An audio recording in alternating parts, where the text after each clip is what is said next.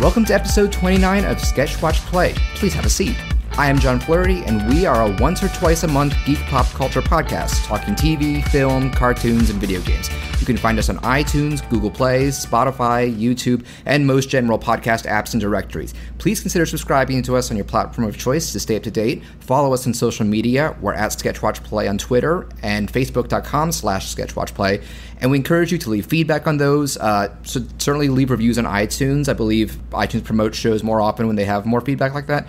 You can also email us directly at sketchwatchplay@gmail.com. Tell us what you like, tell us what you don't like, and even suggest possible topics for us to talk in the future. We will legit listen to those.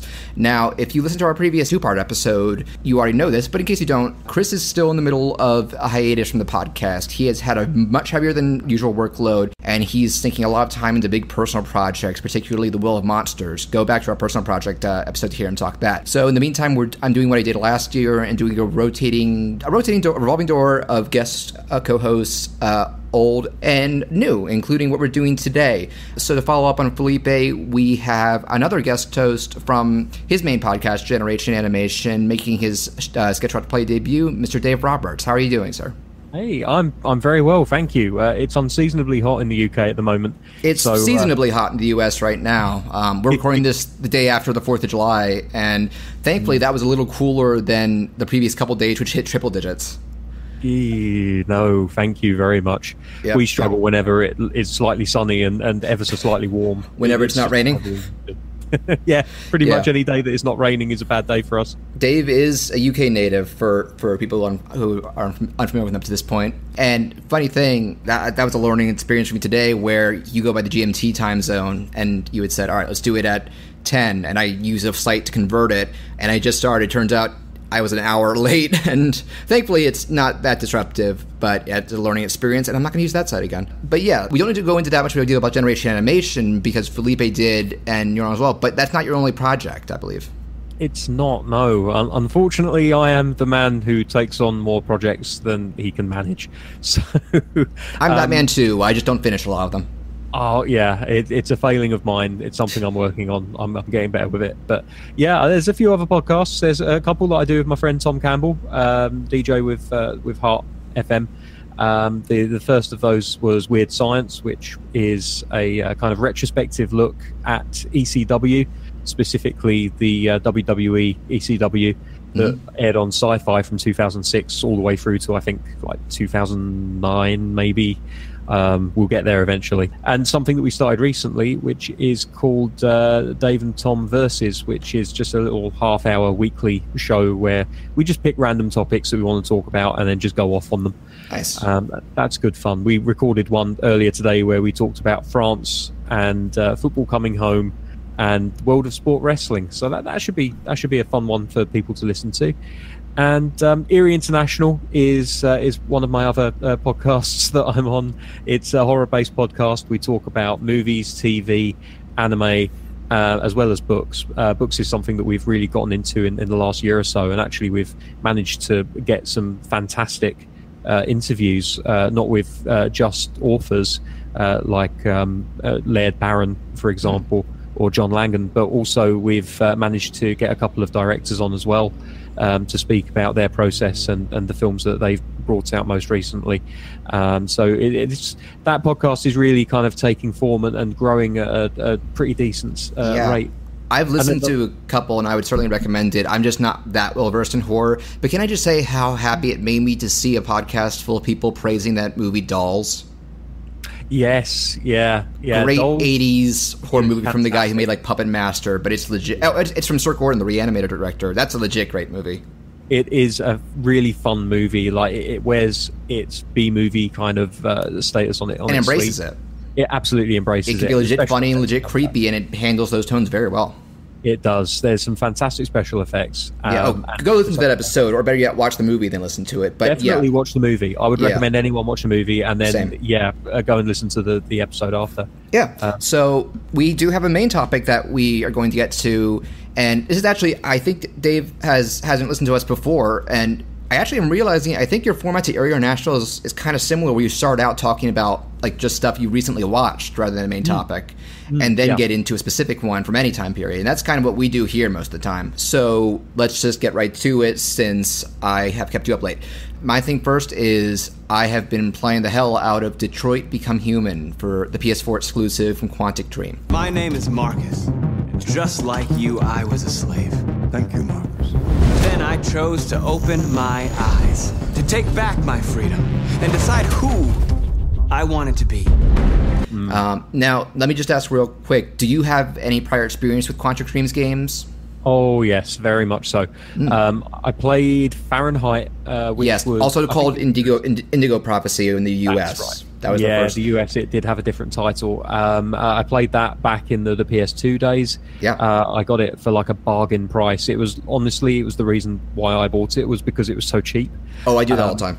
Yeah, but it's a great way of discovering little gems that you hadn't otherwise It was a cool kind of proof of concept for where they were going to go very after that. much. Because I feel like there were still a lot of people who didn't know about that, or I believe Omicron, their first game, but a lot of people heard about Heavy Rain, which they did afterward. They did, yeah, and I played that as well. Then after that, I kind of tapered off a little bit. I didn't play Beyond Two Souls, even though I think I picked it up recently. Yeah, when it Beyond is decent, but I'd say it's their weakest of their Sony titles. Real quick. So this is this French company called Quantic Dream, and its head guy is a guy called David Cage, and they kind of I'll say it's a collaborative effort. They've kind of set up the original template for like more cinematic, choice-driven adventure games. Have you ever played stuff like Walking Dead or Life is Strange? A lot of those concepts were like Quantic Dream was the first to kind of bring it to the mainstream. So gotta give them some credit for that. And they're actually, I will say, their games do tend to be pretty divisive if you go look online at opinions. And I can kind of understand why, because I will say, and I say this about all their games, even the ones I really like, if they were just movies, I don't think they would be anything special. But the fact that they really cleverly integrate that interactivity in terms of choice making and direct control during like really tense action scenes, that gets you so into it. And Detroit may be their strongest effort yet in both regards. And I'll just say right now, up till we started recording, Dave thought I was talking about the movie Detroit last year from Catherine Bigelow, which I have heard good things about, but that would be a very depressing talk. And apparently that is a great movie, though. And actually, you could draw some parallels to this. Have you paid attention to like the plot or concept about that game at all? Yeah. There's been a lot of talk about the fact that it really kind of draws on the black experience in America, the civil rights, particularly. It wears that metaphor on its sleeve pretty much. I think that's one thing people have a problem with David Cage's writing, is that he's not exactly what you call subtle with his themes or characterization. But again, it being in a video game can make that experience work a lot better than it would if you're just watching it. It can, but I think maybe there was an aspect of people maybe just saying, well, how can he write about the black experience? And bear in mind, I'm a painfully white man myself. Same. Yeah. We need Chris on this episode. Yeah, we really do. You can't really write about the black experience when you're not black yourself. You haven't lived that life. He's a white Frenchman. He's not even an American. So he can't really necessarily write about that experience. And although he can be sensitive as he can to it. I will say it didn't come off as insensitive. Just not anything you haven't seen before. But I'd say actually all the central concepts of this story, where the idea is it's 2038. Androids have become commonplace. They look just like people, except with little LED lights and bio organs. And the main thing, because they're kind of designed as hardware. Like every different model is made with something specific, like construction, childcare, sports, athlete, jogging, like all sorts of neat stuff. Cashiers, but there's not even possible. There's this thing that's starting around where they're becoming deviant, which is kind of like Replicant from Blade Runner, where a glitch makes them develop because they are not programmed to feel full emotions or free will, and then all of a sudden that happens, and obviously some conflicts happen. And much like Heavy Rain, because Beyond was the only game like this I can think of where it was just one character, and both Heavy Rain and Fahrenheit you would switch between multiple ones for each scene, which I like. And this goes back to that. You have Marcus, who is owned by a rich guy who achieves deviancy and basically becomes the quote-unquote MLK, who decides, he finds a bunch of other deviants in hiding. Is like, no, this isn't freedom. Let's actually make our voices known. And the cool thing is, it's totally up to you if you want him to be aggressive or pure pacifist. And that is actually they do a thing that Telltale's done recently where it's like you have little meters showing how good or strained your relationship is with characters or public opinion. Like arrows will go up and down. And it's a cool motivation to make you go like, okay, let me try and appease this person or group a little more, because you're probably going to develop favorite characters. The other two are Kara, who is a housekeeper bought by this just total piece of shit father, who is like snorting drugs, just ranting and drinking, and worst of all, abusing his daughter. And she goes deviant when she sees that and flees with the daughter, and it's like, okay, I'm your caretaker now, we gotta start a new life, let's go about figuring that out. And the third, and my favorite, and a lot of people's favorite from the look of it, is Connor, who is the first android detective. And when you play his parts, it's straight out of something like L.A. Noire or Ace Attorney Investigations, or where you're just, a lot of it is going around crime scenes, piecing evidence together and reconstructing crimes. Another reason that Connor is just great in general because he doesn't talk. He's the one android that doesn't talk completely human-like. At first, I was wondering, like, is he a bad actor? Is he a foreign actor? And it's like, no, it's an American guy. They're just, at one point, somebody even asks him, like, why the fuck do you talk like that? It's like, I'm built to please all dialects, or something like that. And the fact that he is not a deviant makes his bluntness, they give it a lot of good, both comedic and storytelling opportunities. Is there anything you'd like to know about me? Hell no. Well, yeah. Why do they make you look so goofy and give you that weird voice? CyberLife androids are designed to work harmoniously with humans. Both my appearance and voice were specifically designed to facilitate my integration. Well, they fucked up. The acting is all around really good. It's a gorgeous game. I don't know if you've watched videos or anything. I've seen a few, yeah. Yeah, like... They iterated on the Kara demo from E3 a couple yeah, of that was previous. the proof of concept, Really and that got such a pot of feedback, they made a whole game out of it, and even got back the same actress. I think they said that short is canon as Kara's origins. Yeah. Quantum Game always specializes, if you look up, they do almost all their main characters are mo-capped by the actors, and also made to resemble them.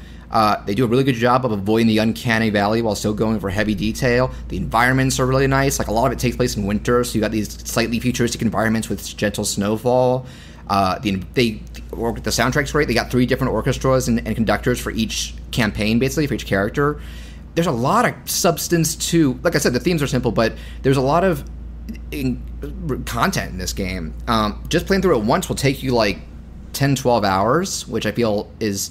pretty decent length, honestly, but it's a good length for a game now. Yeah, and so they've always been, pushing even before and even more than Telltale and companies like the impact of choice in shaping your story, because both Heavy Rain, Beyond, and Fahrenheit could have a lot of different outcomes and endings depending on dialogue and action choices. And this even returns to the Heavy Rain thing where most of your main characters can die, and that's it for their story.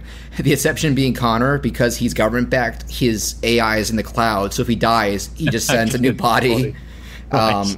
And I will say, Beyond was the one time... They usually get, like, unknown actors. Beyond was the one time they went with celebrities, because they got Willem Dafoe and Ellen Page, and they seem to dial back on that. But, like I said, the cast is good, and there are 2 character actors who I think certain people recognize. I know you've mentioned one of them in the past. Marcus's elderly owner is played by Lance Henriksen. And people point out how funny it is that he's best known for playing an android, and here he's a human. But he's wonderful, actually. His screen time is brief, but he gets some great lines and little introspective moments. But my favorite overall, Connor's cop partner is, because it's kind of classic buddy cop, where he's a washed-up, drunken, grouchy cop who's like, I don't like androids. But he's played by Clancy Brown, who I have always... That guy's great. And... Actor. Yeah, and I always just tell people, because, most people don't know who that is, but first off, I know you're a Highlander fan. He's in Highlander 2. Yep. My brother loves... A lot of people love Shawshank Redemption. He's that head, tall prison guard who's like, yeah, I'll give you a drink if you tar the roof. He's been in a lot of random movies, including horror movies. Pet Sematary 2. He's actually hilarious in that. But also, he's a voice actor. Lex Luthor in the 90s Superman cartoon, the villain in the original Crash Bandicoot games, and to this day, Mr. Krabs. And he's terrific in this. Like, these actors were not half-assing it.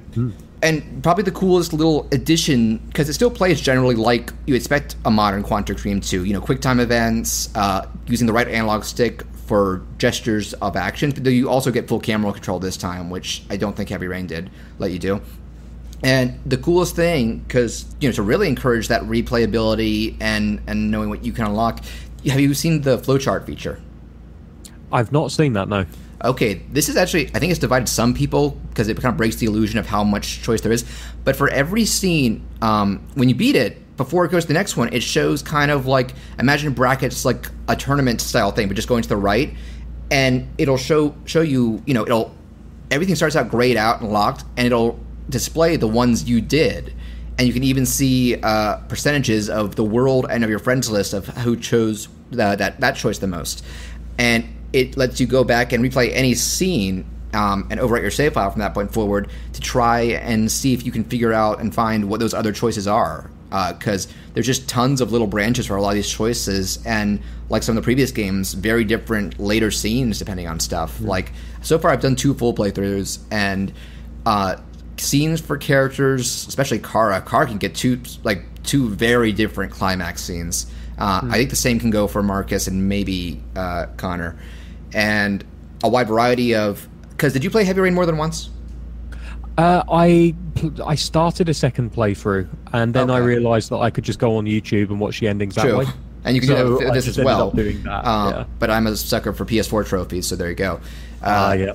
Also, this lets you... I think this lets you specifically start from any scene. I think Heavy Rain you had to always start fresh. And Heavy Rain didn't have the flowchart either. But yeah, this is... what was I getting at before that? But I welcome the flowchart because I've been going back and trying a lot of different things and seeing like there is a large variety of branches. They can be minor things, like at one point Kara decides to cut and change her hair color, and you can choose her hair color the rest of the game. And there are a lot of supporting characters also who can be killed off and saved. And yeah, outside of Connor, at each death they commit to it, and that's almost always on your hands. It's like blood on your hands, pretty much. I view... What am I looking... I have a little list here. I will say, yeah, Connor is my favorite. Marcus is pretty good, too. I think he has some side androids who lead his movement, and they're very... The interesting thing about that is that they're on very different ethical sides of how to do it, because you have one who wants to be pacifist and this girl who wants to, like, kill them all! And so you're really not going to please everyone there. Kara has a lot of great moments because I do love that on-the-run concept. I will say one reason she's probably the weakest is... Now, I get the vibe they were definitely inspired by the success of the first Telltale Walking Dead. Did you ever play that? Yes, I did. Yeah, I was a big fan of that. Yeah, because everybody latched on to Clementine. Like, no, you got to protect her, got to make sure. And they do the similar thing here with this girl, Alice. And I'll say this. Alice is certainly pitiable. Like, her design, I'm guessing it's the same actress. She looks really cute and sad, so you feel for her. But she says and does so little that she ends up coming up with a little more as a plot device than a character. And that is kind of a fatal flaw to making you super invested to the degree you want. There's still a lot of great scenes there, but on my replay, that she was the most like, all right, let's get this over with, outside of discovering new stuff.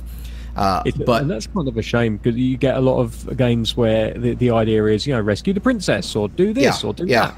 And that character is little more than just like an empty avatar. No, they establish she is a very tragic and unjustly punished character because her dad's just such a monster, and so you feel for her, but she doesn't really do much or say anything to keep you interested, which is a shame. Though you do, like I said, there's still some great... There are parts of Kara's story in particular... Actually, Marcus has one too in a junkyard. There's some stuff in this that's not just sci-fi. It feels straight out of a horror movie. Like when you're captured by a guy who is like modifying deviants into like these contorted monstrosities just for fun. Or when you're in a junkyard full of dead and dying deviants and there's like a wall of arms grabbing you. Like, there's some immersive, effective moments in this. And like I've said, even if it's not subtle, being able to control it can make all the difference in a world. So yeah, speaking as someone who generally liked Indigo Prophecy, really liked Heavy Rain, wasn't big on Beyond, I would still say this is probably their best effort so far in my book. And I didn't even go into, and this is brief, one really cool thing it does, it has a ton of unlockables. Every node or bracket you unlock on the flowchart gives you little in-game currency, and you can unlock character models and bios, the soundtrack, a ton of making of clips, that original Kara clip, concept art. Like, there's a lot to go for completionists, and it's kind of cool for them to just go the extra mile like that when they could have just sold it on that main game. And that feels like something that games used to do before the advent of trophies that sadly we don't really get anymore. Well, there's also the internet in terms of concept art and clips, but this is still for ease of access. Models, things like that. There was a time when you only played through fighting games so that you could unlock other characters. Yeah. And now it's like, no, complete this person's story and you get a silver trophy. And it also is why we barely have cheat codes anymore. You ever notice that? Yeah, no, they've really fallen by the wayside as well. And honestly, I partly put that down to the fact that a lot of the time cheat codes were there to power up your character so you didn't die so often. And now it kind of feels like we've moved away from the idea of you get 3 lives and then the game's over. Because, that was something that was... Yeah. But I also wouldn't mind them that are just goofy fun, like stuff like I'm a big Saints Row fan. I think they did have some cheats, and they would disable achievements and such because you could use, otherwise you would use them to cheat. And I wish more games would do stuff like that are just fun little things to toy around with. Well, yeah, I remember there was a cheat code in Driver. I don't know if you remember that game for PS1. I've heard of it, but never played it. I played the 360 San Francisco one. Ah, nice. Okay, yeah. So when Driver first came out, it touted or touted even as being this big competitor to Grand Theft Auto, which at the time was only a 2D top-down. Yeah, GTA hadn't blown up quite yet. Yeah, I think GTA London was out at the time, and or maybe even GTA 2. And so Driver was the big hope because it was this 3-dimensional driving game, and you couldn't get out of the car, but still, it was a 3D driving game. And there was a cheat that you could use, which basically jacked it up onto stilts. So it was almost like a monster truck. And the number of times that I just used to just rag it from one end of the map to the other, jumping over bridges with these stilt-like extensions to the suspension. And it broke the game constantly. I remember one from that era that blew my mind. I can't remember because I was an N64 guy. It was either Shadows of the Empire or Rogue Squadron, those Star Wars games. I think one or both of them, you could do cheat codes to just unlock like Imperial ships and such. Like Shadows of the Empire started with a Hoth Snowsphere level, and you could all of a sudden just, you're the ATST now. And I'm like, they didn't have to do that, but they did. Or, and I think the same thing goes in Rogue Squad. Like, any of these levels, you can be a TIE. Or, in Shadows of the Empire, you can be a Wampa for one level. Bloody hell. Like, I'm not saying not everybody would even know about that. Back in the day, you'd have to go searching on magazines or the web, and it's this cool little bonus. And it's not. I'm sorry. It's not that I'm saying that developers are being lazy or anything like that. No, it's just games are a lot more expensive and time-consuming in the main areas nowadays. Yeah, and it's just a shame that it seems that as soon as trophies came along, suddenly there wasn't this need for all of this extra stuff that you could just stick behind a mandatory kind of like complete this, complete that. So it's nice to see there are some games that are still doing that. Yeah, Detroit really is.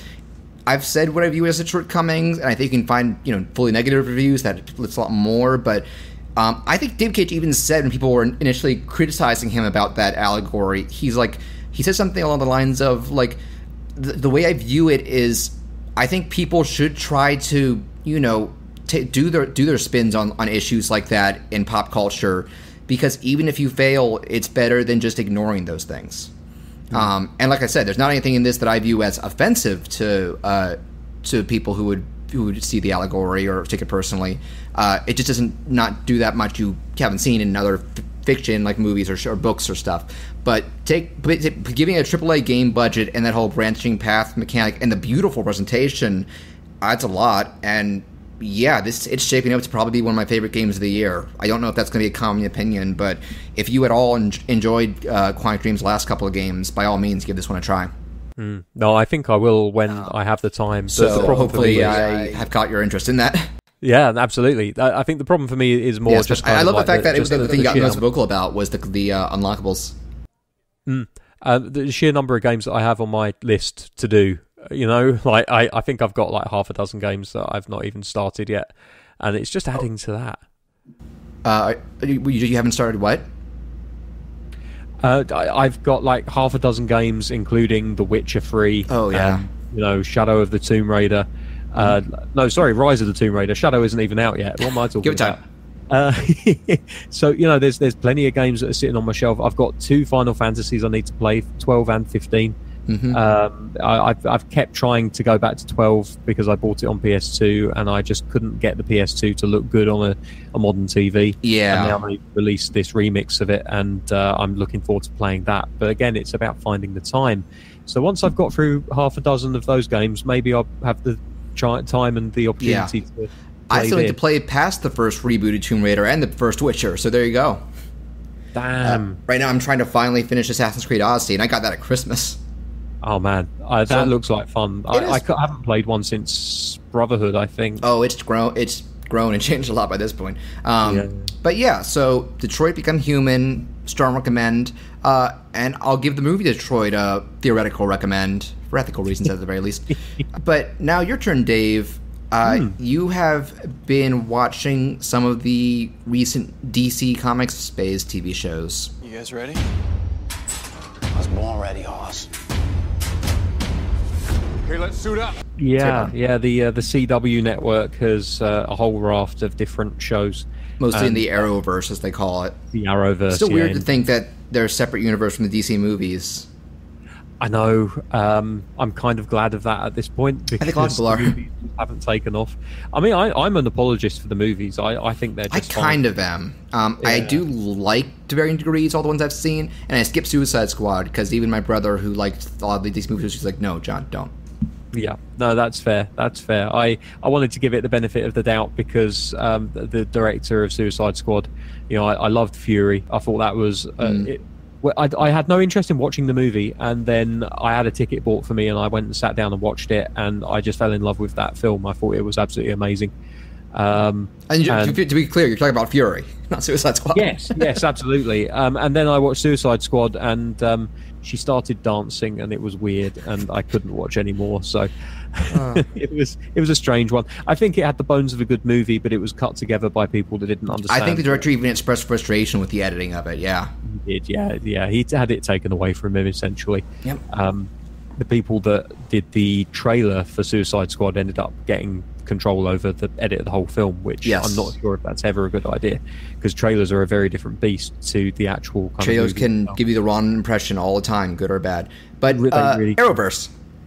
Yeah, so the Arrowverse, or the Belantiverse, as some refer to it as well. I have varying levels of love and disdain for this particular movie universe, or not movie universe, TV universe. I absolutely love Flash. Arrow obviously kind of drew me into all of this, and now I just kind of watch it more out of habit and because there's going to be crossovers, so I should know what's going on everywhere. Supergirl, I have the entire third season left to watch. I just kind of tailed off. They do this really annoying thing since the writers' strike of God knows when, how long ago, back when 24 was still on. That was like the late 2000s. That was like a decade ago. It was. Yeah, they've decided that it's actually a great idea to take a TV season and split it into two halves. And I'm not a big fan of that because Netflix is doing that too themselves. Yeah, and there's no need to do it. It just kills any momentum that you have. And that's the problem that I had with Supergirl and to an extent Arrow, is that I went away and then they came back at a random time. My DVR box started recording them, and now they're all sitting there. Exactly, they're all waiting there, waiting for me to watch them. I've watched Flash religiously. I'm done with that. I'm through it. It's great. I love it. It's hopeful. It's fun.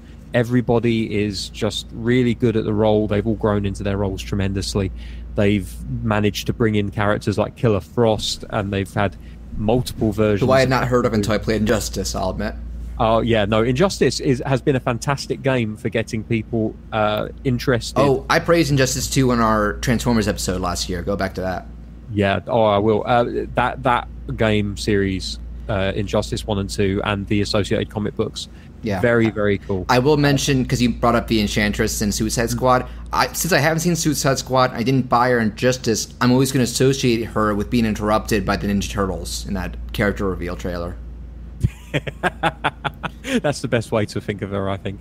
That's the best fighting game character DLC ever. No contest. Absolutely. Like, they knocked it out of the park with... Unless they get the Power Rangers for Injustice 3. I mean, you never know. You never know, yeah. Because Ninja Turtles aren't even a WB brand. It's Viacom. Do you know, I saw a mod for Final Fantasy 15 talking about that game. I retweeted. The Power Rangers mod. It's amazing. Yeah. It looks superb. I was just all about it. I kind of want to get it on PC now. Just I kind of do too. I didn't beat the PS4 version. Maybe when Steam's on sale. Oh man, yeah. No, I think it will be available for a decent price at some point. I'll get it. Yeah. But yeah, so the Flash TV show, I think they've done a fantastic job. They've kept it fairly light-hearted, which I think is key. That's one of the biggest complaints with the DC.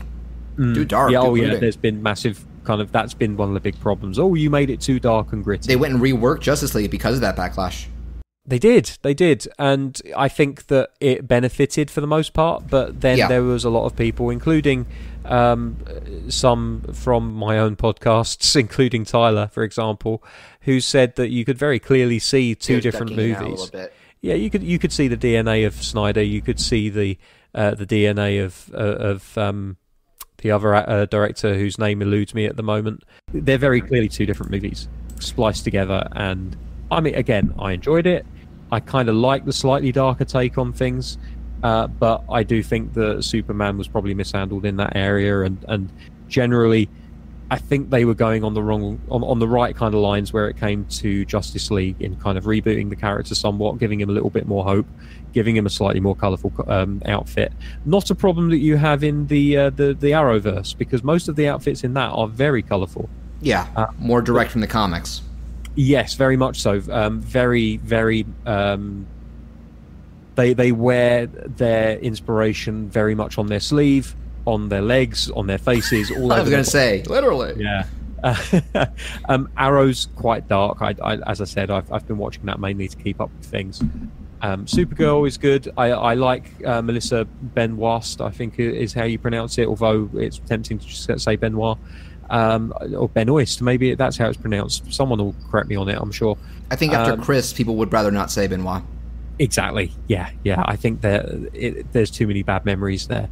And the cast there, again, are generally quite good. I thought that season 1 of Supergirl was fantastic just for the fact that they had Callista Flockhart in there.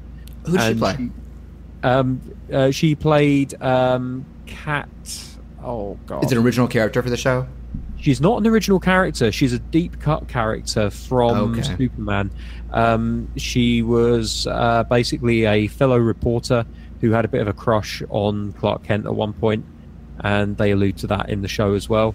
But yeah, she's not been in there since like season 1. She had a couple of cameos in season 2, but she's a really cool little character, and it was nice to see Ally McBeal back at it. Yeah, where's she been? Exactly, like married to famous Hollywood stars. I think that's taken up most of her time. That's a good fuse, actually. But the main falling down as far as the entire Arrowverse and where it kind of started going wrong for me, because I was married to these shows, absolutely religiously married to them. Do you, Mr. Roberts, solemnly swear to take Arrow? Yes, and now I want a divorce, please, because not exactly. I liked Legends of Tomorrow, the first series of Legends of Tomorrow. I was going to ask about that, yeah. And then the second series came along, and they got rid of Rip Hunter, who was kind of like the main character, the guy that brought them all together. Also happened to be played by the guy that played Rory in Doctor Who during the Amy Pond years. Okay. And I just lost all interest in the show. And it wasn't just because he left. It was just kind of like, this has run its course. Time travel, they've done it, they've saved the world. What do you do now? Oh, we do the same thing again. Exactly. Like, I feel like they probably went a little bit too hard, too fast, and burned themselves out. So I kind of lost interest in that show, even though it did have the benefit of having the Atom in it, and basically any character that appeared at one point or another on any of the other Arrowverse shows and suddenly didn't have a home ended up on Legends. Okay. I just didn't give a shit. I genuinely did not give a shit. It's not lack of star power. It's just I think that they didn't have enough story to tell, so I stopped watching that.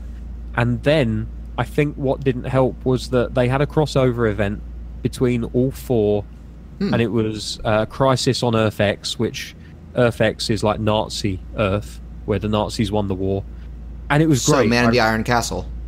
Very much so, yeah. Or Wolfenstein. Wolfenstein definitely. It's got an aspect of it there. And I watched it. I absolutely loved it. But I came to the realization suddenly that, the Legends were in this, and I didn't need to have watched their show to know what they were up to beforehand. Oh, that says a lot. And at that point, I suddenly realized I don't need to watch any of these shows if I don't want to, because they're going to catch me up with what's happening. And so that's what's basically led to me only really watching Flash. And I'll get around to Supergirl when I have time, but it's not appointment television anymore. And I don't think much is, honestly. Westworld, I absolutely loved the first season of Westworld.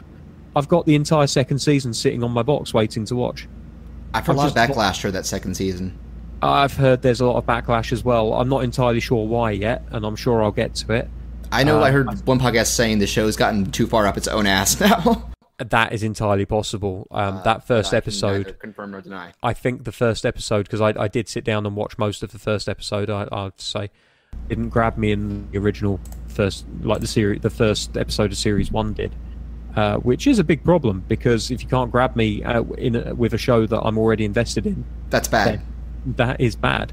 I'll go back and watch it. Hopefully I'll enjoy it. But I think sometimes actually it's a benefit that if you've got one of these big event shows like a Game of Thrones or, like a Breaking Bad, if you come at it after the fact when everybody has already blown smoke up its arse or got really disappointed with it, it helps to either temper or reinforce your expectations in a way that watching it at the same time as everyone else doesn't allow you to. Yeah. It almost gives you a little bit of a disconnect from it. And emotionally, you don't really feel, I have to like this because everyone else is watching it. It's kind of like how I felt about Walking Dead in the last couple of I've heard that a lot about Walking Dead for a long time. I gave up on that as soon as Negan was a thing, because basically I stopped reading comics at the same point. There's a point where he takes a baseball bat and does something to a character, and it's horrendous. To two characters. I heard about that. I haven't watched the show. Yeah. Certainly in the comic book, it was only one of them. They made it worse in the show. Yeah, they doubled down on that. And I think a lot of people, that broke a lot of them. Yeah, I skipped out on both of them at that point because I was like, okay, I don't need to watch this anymore. My favourite character's done. There you go. Literally, and it wasn't even like, oh, you killed my favourite character, I'm going to punish you by not watching you anymore. I was hate watching it by that point. It wasn't a good show, and I can admit that now because I'm disconnected from it. And you lost your last strand of what endeared you to it.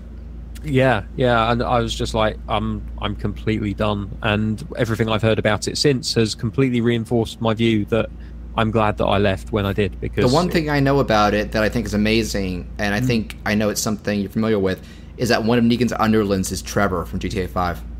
I love that.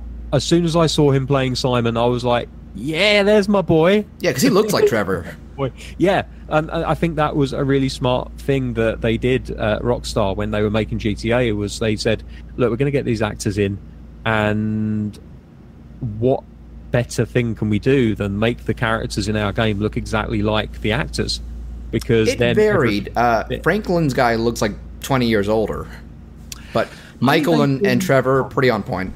They've been kind with Franklin a little bit, maybe. I liked his acting. I'll give him that. He's not a bad looking dude either. He's meant to be someone probably college age or something. But anyway, to wrap up the Arrowverse stuff, from what I'm getting, you would, if we're talking at the shows where they currently stand, you would still recommend Flash? I would definitely recommend Flash. I think Supergirl's got a lot of heart, and that's something that I would still be watching had I the time. Mm-hmm. Arrow, I can take or leave, but I'll carry on watching it because I feel like it's still important to the greater narrative. Yeah, to the narrative. I think Green Arrow being the first show to come along, the show that set it all up, and really the Iron Man of the group. Yeah, to an extent, I think so. So I think I still need to be watching that. But as far as Legends is concerned, I needn't have bothered watching it to begin with, and I don't know why anyone does. I hear good things. I have friends that watch it, and they say, yeah, that was pretty good. Tastes are always subjective. That's how it works. It very much so. But as far as the everyone suffers from FOMO, the fear of missing out, and I don't think that there's a problem where it comes to crossovers and FOMO with the DC CW universe. I just don't think it's something. Infinity War, on the other hand, well, you should probably be caught up if you're going to see that movie. There are films you can skip, but the problem is you don't know that until after the fact. You probably have to get an expert to sit you down and say you can skip these, but watch this. There's still a lot to watch. There is. So yeah, you still recommend full recommendation for Flash and Supergirl, partial for Arrow, partial for Arrow, yeah. Thumbs down for Legends. I wouldn't bother with at all. Yeah. Also, you did remind me. Real quick shout out to my friend Elizabeth, longtime DC fan and cosplayer. She dressed at a previous con as Speedy from Arrow. Nice. She's dressed as like a bunch of different Wonder Woman versions: the movie version, the movie like ballroom dress, and the Justice League cartoon version. Wow. And she is currently filming as an extra in Wonder Woman 2. Sweet. I'm really interested to know whether that can't be Steve Trevor. That can't be him. It's got to be an imposter in that trailer. Not the trailer, but the publicity. The movie. Yeah, I feel like it's going to be kind of cheap to revive him, but we'll see. And so I think now might be a good time to get into our main topic. And I have a good reason for picking it while Chris is not around, which I'll get into. Hello and welcome to the Quindecum. My name is Decum. I'm the bartender here. So, what is this place? This is where the deceased come first. 2 deceased will be coming here shortly. We're going to ask them to play a game on which their lives are staked. Now, there are 2 reasons why I suggested to you, I think you were kind of open to suggestions for the main topic. There are 2 reasons why I picked what I did for this episode. One, you are a huge anime fan. Bigger, I think, like, of our main co-host, Chris is the bigger one of me in terms of modern stuff. Me, I'm kind of picky, and I was super into it in high school, and now I just, if something catches my eye, I watch a little of it. But 2, this is one of the anime from recent years, I think it's from 2015, that I discovered kind of by chance, because I had heard of it and it had gotten high praise from, like, reviewers. But when I brought it up to Chris early on in the show's life, like, would you be interested in discussing this? He was like, me and my wife gave it a 3-episode test, it wasn't our thing. So even though it's an episode that shows only, like, a single 12-episode season, you know, I would never feel like forcing Chris to sit down and watch something we both already knew he didn't like.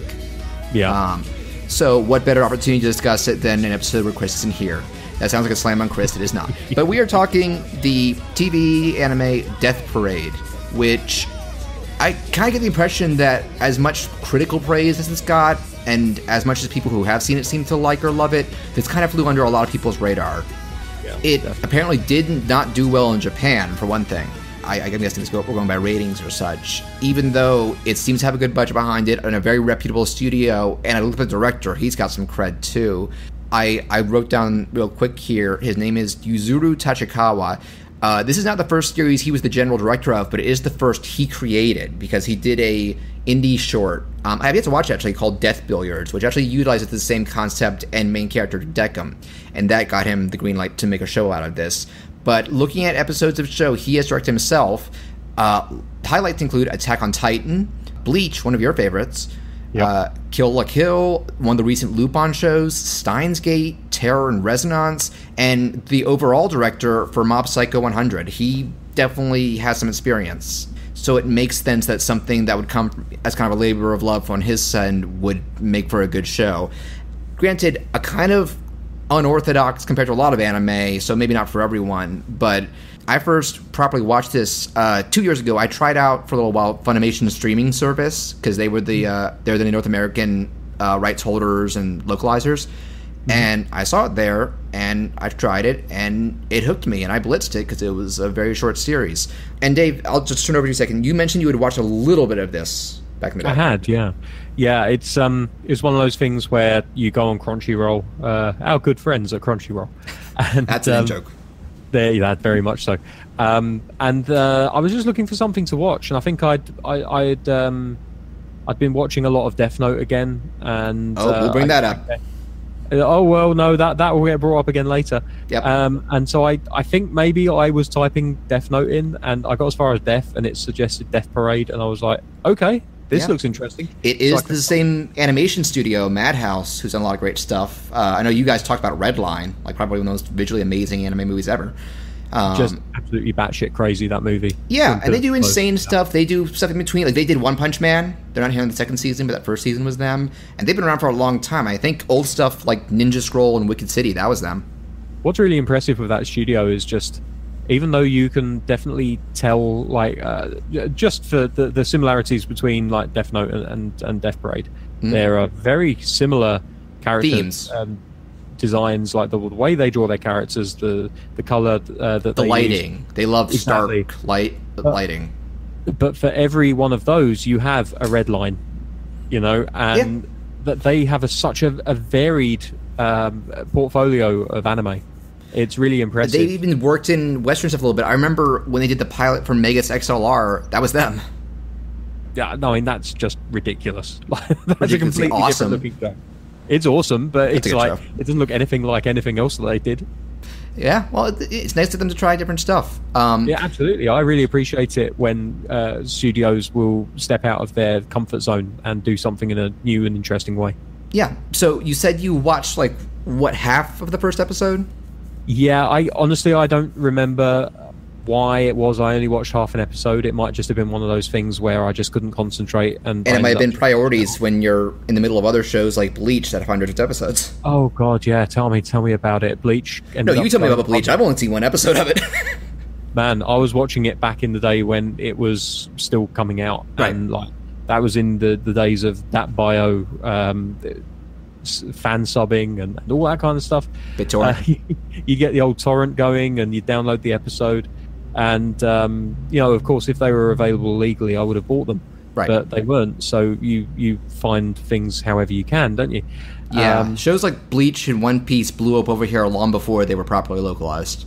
They did. And, things like Bleach are still not fully localized, at least not on things like Crunchyroll, which I know in the UK it's the official home of... I mean, did they run all Bleach on TV at least? I think they did. They never showed it. No, that's the funny thing, is that apart from Film 4, who do the occasional Ghibli movie late at night, there really isn't an anime presence on TV in the UK. That's true. I'm thinking over here we have like Toonami. Yeah, like obviously we do have Toonami over here as well, but it tended to focus more on Western?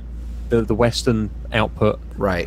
They've always had Anime Central, which was a dedicated Sky TV channel for anime for all of like 6 months. Yeah. And they had things like also, small tangent, I remember hearing that apparently Sky showed Legend of the Overfiend on broadcast TV, and that blew my mind. Because if you know what that is, holy shit, guys. Yeah. Urotsuki Doji, that is Don't Google it. Oh my word! Yeah, unless you like tentacle porn, you're not going to. It's the OG tentacle, but we're not talking about that. No. But actually, do you remember if you watched it that first episode, knowing what the overall premise of the show was? No, I hadn't a clue. I was discovering as I went along. That was honestly, I'm going to say right now, if you haven't heard of Death Parade or its premise, and you're curious about watching it before you listen to it, is go do so. I believe in the US it is still on Funimation service and on Hulu. And granted, the Hulu one is sub only. Funimation has both. And actually, I know you watched the sub. I watched the dub. And not only did I watch it on their streaming service, but at a convention a few months ago, I went and bought the whole thing on Blu-ray because I loved it that damn much. If you watch just the theme song alone, doesn't really tell you what you're in for. Granted, I do love that theme. That theme is so atypical of what the show is. I love it so much. It's totally at odds with the tone and these characters. But honestly, if we got a show that was true to that theme song, I'd still probably want to watch it. Because you're seeing all this just outlandish stuff. Like, you're on DDR pad, these giant columns and swings appear. The boss Nona puts on a dress and sings show tunes. Somebody's ice skating on the ground. Somebody's shaking their butt, and just... that's not the show you're about to see.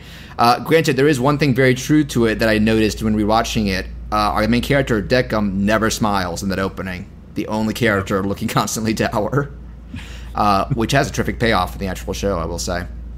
But, so, you watched that first episode, and I actually did try showing this to my brother Patrick, past guest on the show. He's even more of a casual anime fan than I am, but he still wants to give them a shot. And I told him, just watch these first... we watched the first 3 episodes, and he liked them. But I was watching the first one, go in blind. Because you start out with this dead couple, husband and wife, coming out of an elevator in this very swank-looking bar, and this pale, monotone bartender this is the initial premise for most of the episodes, and we'll get to what's going on behind it, where he's saying, like, they have no memory how they got here, like the past couple of hours of their lives, and he's telling them, all right, listen, I'll explain to you in a bit, but you got to play a parlor game. Here, do a roulette. All right, play darts. So every time you get a different game, like, you're gonna do air hockey, you're gonna do a Street Fighter tournament fighter type thing, and the gimmick is he starts to explain there's like a very morbid twist on each of these. In the case of the first episode, it's so each of the dart zones corresponds to an organ in the other person of the couple, and they'll feel pain in that. And when they at first refuse to play, he opens a window and they see what appears to be a bunch of strung up corpses back there. So if you were just watching this so blind, you'd be like, is this like a Saw equivalent? Is this guy a sadist? What is happening? But as they play, they start to gradually recover the memories of these last couple of hours. And that is how this system of arbiters, they call it, is set up. Basically, this is purgatory. they send down pairs of recently deceased people, sometimes connected to each other, sometimes not, and they've been doing this for ages, and they have a full system and method and bureaucracy to it. What is going on here is how they are judging you worthy of, as they try to recover their memories, ending with the moment that they realize they're dead. But they keep that a secret because I forgot to mention, Deckham also makes it clear only the winner can leave alive. And as he puts it himself, my job is to draw out people's inner darkness, see if they're really willing to sink to horrible places to survive over others.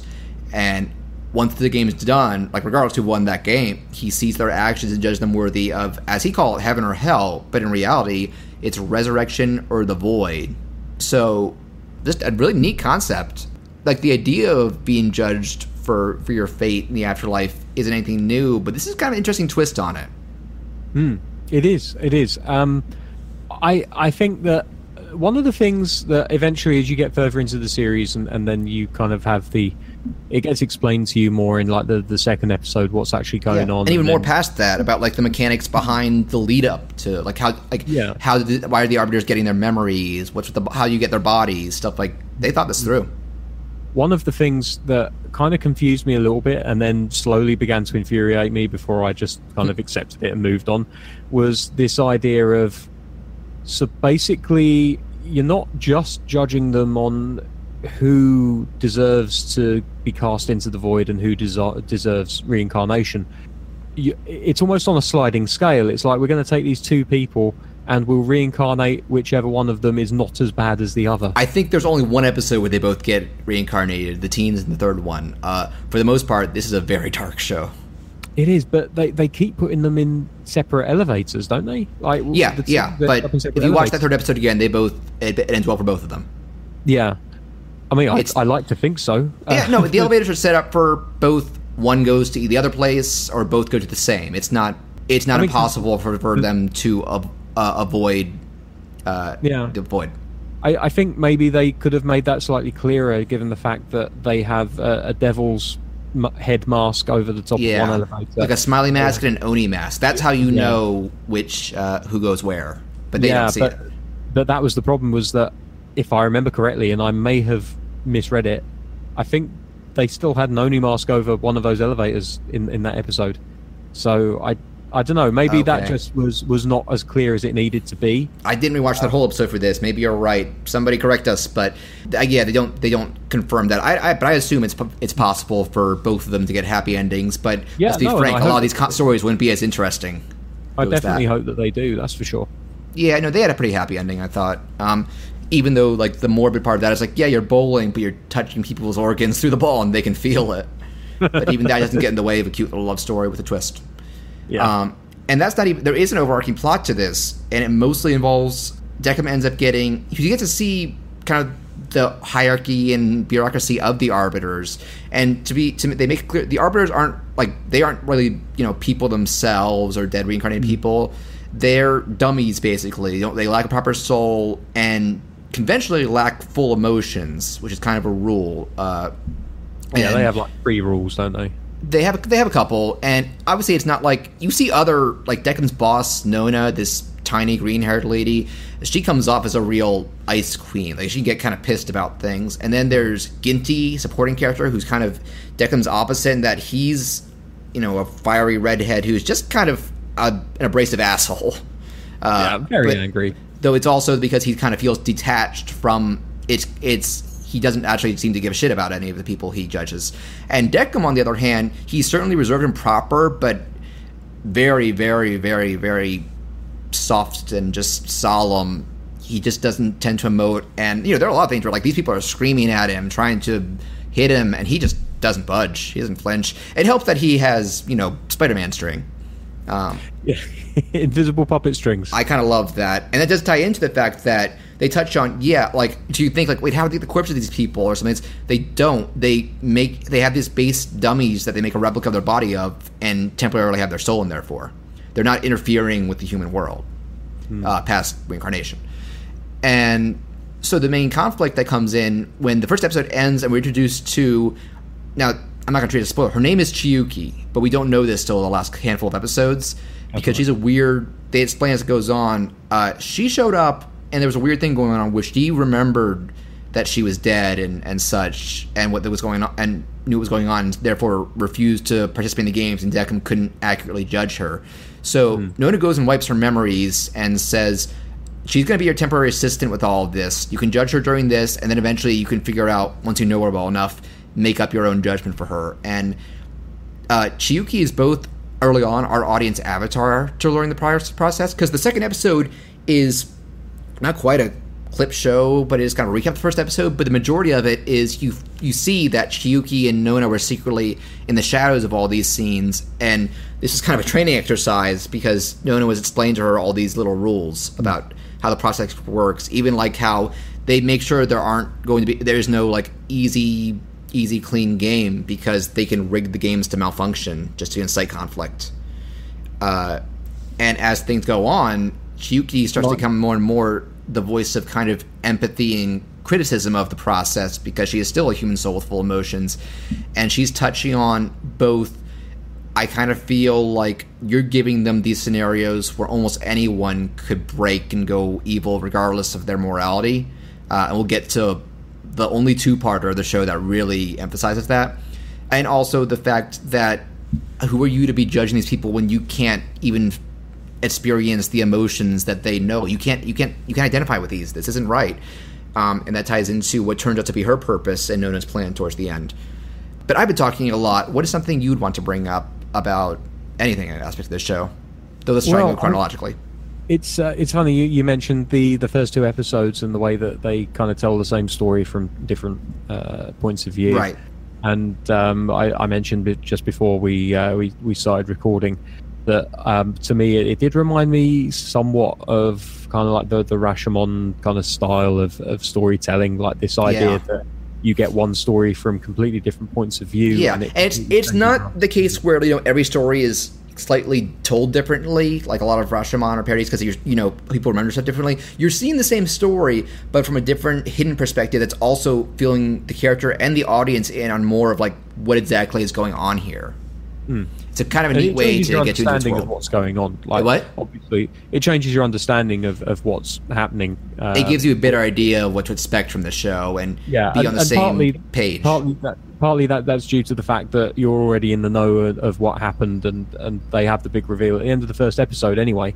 Yeah. But it does also, if you could watch these the other way around, and it would kind of change your understanding of it as well. The entire from the player's point of view entirely. Yeah, like if you were to watch episode 2 first and then watch episode 1 afterwards, I should try that. It would definitely change how you looked at it. Yeah. That's one thing I love about episode 2 is that episode 1 seems to end in a very firm place of morality for the wife, and then Chiyuki gives, another view, a second opinion, and it kind of leaves you unsure if Deckham made the right call. Which becomes a massive part of the overall series, which is like Deckham essentially questions whether his way of doing things is the right way. And Chiyuki becomes almost like that angel on his shoulder, like the Jiminy Cricket. You just did Pinocchio, I was going to say. Yeah, just she's her conscious. It gives you that kind of idea that he does need an understanding of emotion in order to be able to judge these people correctly, because Chiyuki is almost making better judgments and decisions about these people than he is. And I think that the aesthetic of using different games, whether it be darts or air hockey or the arcade fighting one, for me was one of my favorite games, just because it's great. It so clearly felt like a Street Fighter game. Yeah, you can tell the people behind it knew their 2D fighters. Absolutely. And also the fact that that's the first moment where you really kind of felt like Deckham wasn't entirely just an observer. Yeah, let's talk about that episode, because episode 1 and 2 got me interested. Episode 3 I like, but I think it is one of the weaker ones because it's not quite as dark or conflicting. Episode 4 not only had me officially going like, this is fantastic, but I was like, found myself just crying for like the last 2 minutes, like along with these characters. They managed to get you really invested in characters you only know for an episode or two. Yeah, they do a fantastic job of doing that. It's very rare that you can watch a single episode of anything and have a real emotional connection. Even more than that, because that fourth episode, so the idea is that those two victims are unrelated to each other. One is kind of a reclusive otaku who you get the feeling he was insecure and depressed because his mom mistreated him as a kid, and he ended up committing suicide, just feeling like kind of lack of drive in life. The other mom, the mom was basically the Japanese Kate plus 8. If anyone remembers that thing. She has I think 4 or 5 kids, which for those who don't know Japanese average families, that's a lot of kids for them to have over there. She was like a reality TV mogul, but you get the sense that she was very increasingly neglectful of her kids and just kind of a bitch to her agent. And in fact, that's what happened. Her agent strangled her. And I do love the fact that she starts out thinking she's on a hidden camera show, and she's pulling the nerd aside and telling her how to play things up for the ratings and the audience. And then eventually it does start to hit her, and because Deckham will answer anything except what is really going on. So he does confirm, no, this isn't a hidden camera show. And man, that's the thing where I love how the arcade game, you were talking about how it actually reflects up. Man, it starts to hit hard when they do their special moves where the mom summons her kids, but they all do barely any damage. And one of the flashbacks you get for the otaku is that he had a stepmother who was hoping that, one day he could learn to call her mom, and she seemed really loving. And his last memory is of her crying in the ambulance, which is just so sad. And she does a lot of damage. And by the end, that's another disturbing part, because Deckham rigs it so her joystick breaks. And I love the fact that the camera's focusing on Hyuki arguing with him about that. Then you hear this slam, and everything goes quiet. They quietly turn, and you see that the mom has snapped, and it's just slamming the nerd's face into the monitor over and over. And that was difficult. This horrible moment of fuck.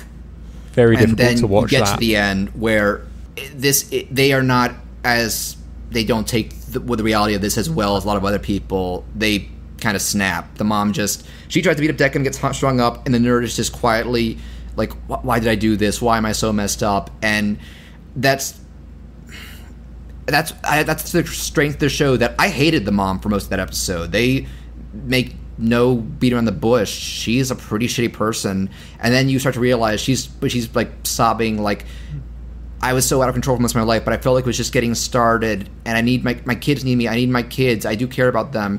And that part where the first time Deckham, you see it get a hint of surprise in him, and she's like, look, just get me back to my kids. I'll do anything you want. And what really got me is, he just grabs both of them and hugs them, and he just says one thing: you did the best of you could. And it's just a solid minute of them crying, and Hyuki watching to him. I was kind of a mess watching that episode, I'm not gonna lie. Do you have anything to say about that episode?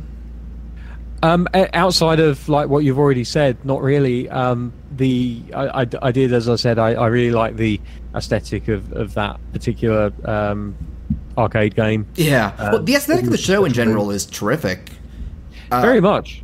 So much of it is just set in that bar, the Queen Deckham, or similar places to it. You did a couple more creative ones when you see that little ruins cottage that Nona has, or where the real head up Oculus plays Planet Pool. An interesting thing to note that I've noticed, outside of flashbacks, we never actually go into the human world. No. We think we do for a bit in the finale, but we'll get to that. All memory. Yeah, we don't really need to go into the human world, because everything that's happening, everything of importance is happening where we are. Yeah. We don't need to see these people dying as they die, because we know that we're eventually going to see that story kind of... we know it's building to what he's going to do with Hyuki. And what I like about it is the fact that we don't learn their story until they do. So it's this big reveal moment, and I think that's really effective. There are a bunch of episodes where a lot of them Hyuki doesn't know the full thing, but Deckham generally does. Because you find out, because you see Nona talking to, there's one girl in charge of transporting the souls. There's another in charge of manufacturing the memories and basically Wi-Fi, so transmitting them into Deckham's brain. Yeah. And even smaller ones like that elevator guy, that bellhop. He's so happy looking. You'd think from his design he was going to be an evil prick because he has the closed eyes and a big smile. No, he's pretty chill. Yeah. It's Ginty who's the jerk. Job's just to go up and down, up and down. Yeah, he seems to have a good conscience. Towards the end, take us to the bottom floor. You sure about that? But we'll get there. So if you have a very limited amount of environments, for the most part, you could almost call this a bottle show. Then you better make it look killer. And they do. The lighting is very cool. And these characters, both their designs are good, and they do a really great job of making them express. As the victim or the players get more and more upset, you can see their facial features kind of distort and shadow on them in ways they weren't before. It's really effective. Yeah, like they almost. It's not that they transform into kind of like evil characters, but you do see almost like a physical manifestation of their even dark... not evil. Sometimes it's just rage. Like the first episode where the wife admits to cheating on the husband, and he just kind of snaps. I'm still not sure that she was cheating on him. That's what the second episode is about. Chiyuki sees her expression as like she might have just been trying to save him instead of her, and I just love the fact that Dexum it gets to him enough where he asks, "No, do you think I made the right choice?" And at first he just like touches his shoulder and smiles, and he pulls him down and is like, "Don't let that happen again." So it's very possible that's what happened. And I will just also say real quick, because I believe you watched the sub version, right? I did, yeah. It was the only version that was available, unfortunately. But I think it's the only version on Hulu over here. I think Funimation's the only legal way to stream the English dub. But I'm sure the Japanese version is fine. I will say, from what I've seen of a little bit of that, but I've mostly watched the dub, I will give the dub one prop over, in my opinion. I think Decum's dub voice suits him a lot better, because the Japanese one is kind of standard deep voice handsome guy. In the dub, like, he is very quiet and almost deadpan. Like, you can kind of sum up a lot of his really as, "I'm sorry, I can't tell you that quite yet." これよりお二人にはゲームをしていただきます。ルーレットで決めていただきます。ゲームは命をかけて行っていただきます。 The stakes of the game are very high, your lives, in fact. Until the game is completed, you cannot leave. No, this is not a hidden camera show. I'm sorry, but I cannot answer that question now. And it kind of suits his not quite human nature and personality, because it takes a long time, like till the finale, till you really start to see him let it out. And I will also, real quick, because it was Funimation who dubbed this, and they reused a lot of voice actors, I couldn't help but notice Trunks from DBZ as the husband in the first episode, and the kid playing air hockey is Todd Haberkorn, who, if you watch Fairy Tail, he's the main guy in that. And relevant to you guys, he's Italy in Italia. Pasta!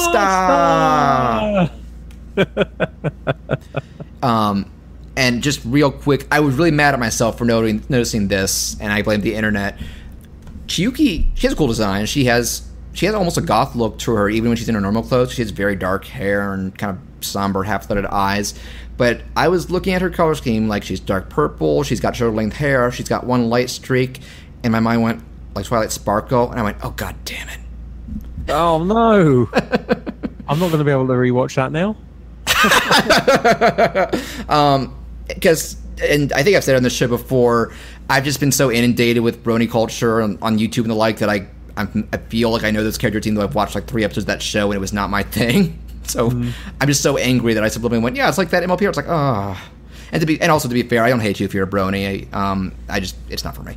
I think that's kind of your guys' general opinion on that show as well. Yeah, do you know, it's a weird thing about that is that I don't dislike that show at all. I don't dislike it. It's just...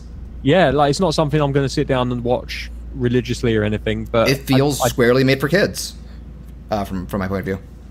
Yeah, like, I think that they did at one point lean into the idea of the whole brony culture. I think they've done some references about it, yeah.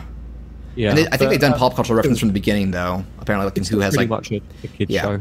There's like a Big Lebowski reference or something crazy like that. Wait, you gotta throw them in there. Yeah, Foster's Home for Imaginary Friends did a Big Lebowski reference. The Dudabays. But some other stuff. Is there anything you want to bring up?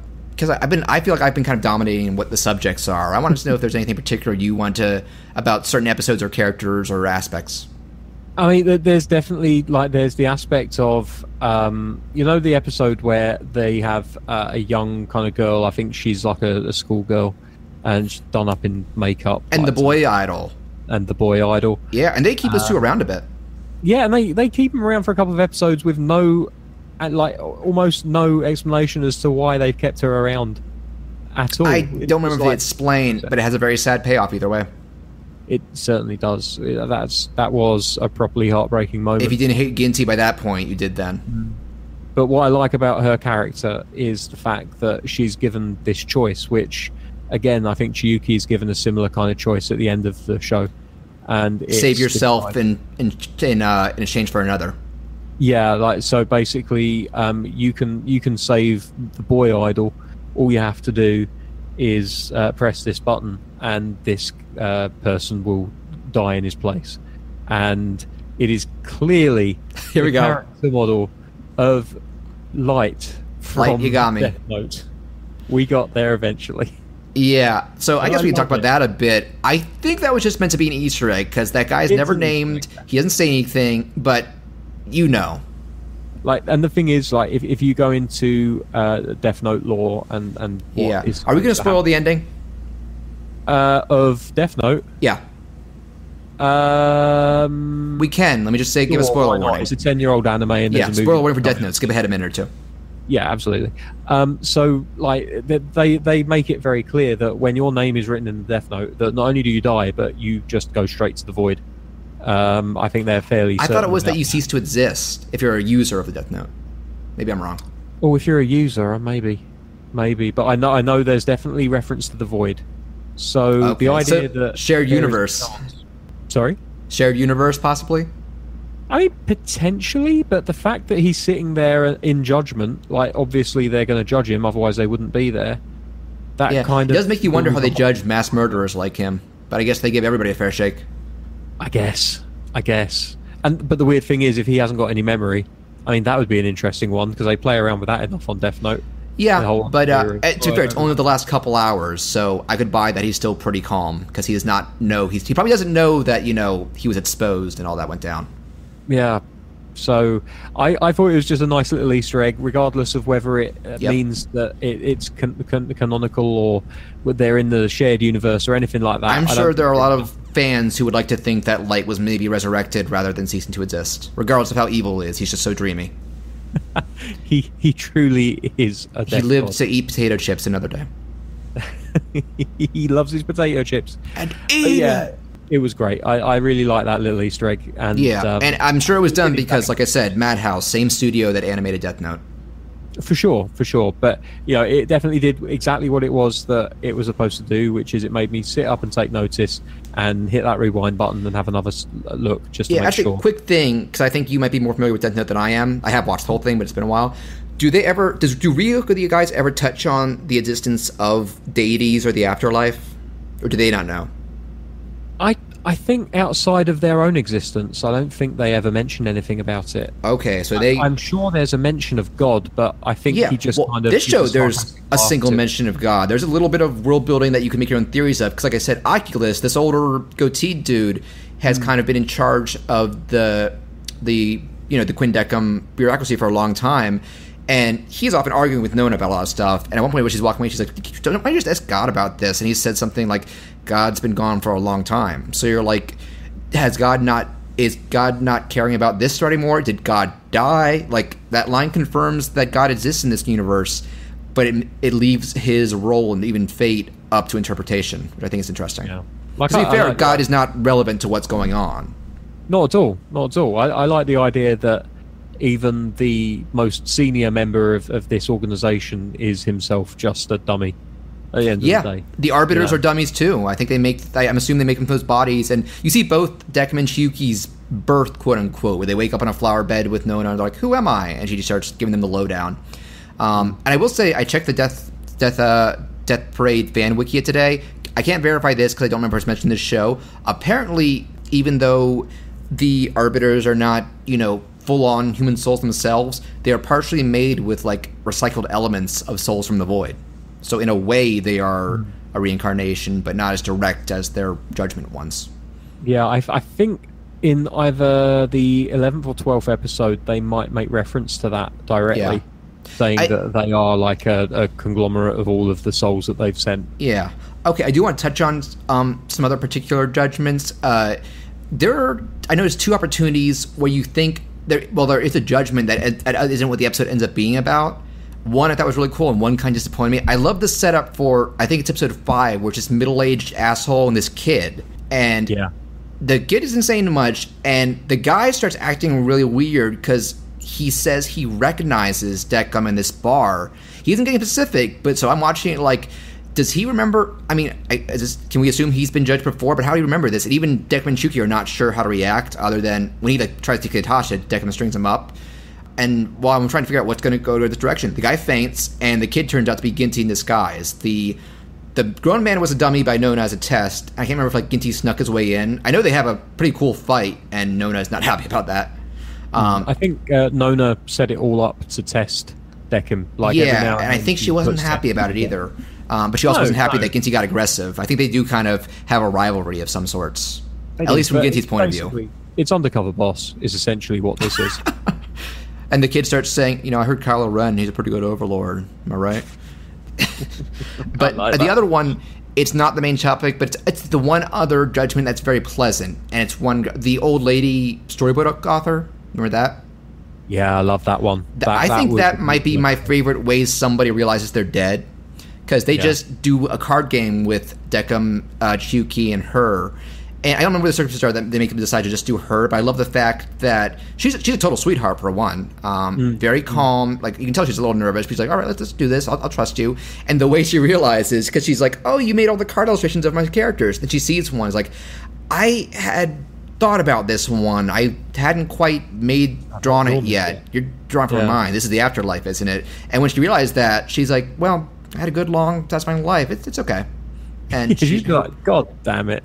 But she's not even that upset. She's like, I was old. It was inevitable, but I had a good life. I don't really have regrets. I'm not upset. And naturally, that gets her a resurrection. She's like the biggest pure sweetheart of all the players. And it's kind of a neat thing to help her. I think she says some stuff that helps steer Chiyuki and Deckham into their later trial, because that's what the finale plays upon.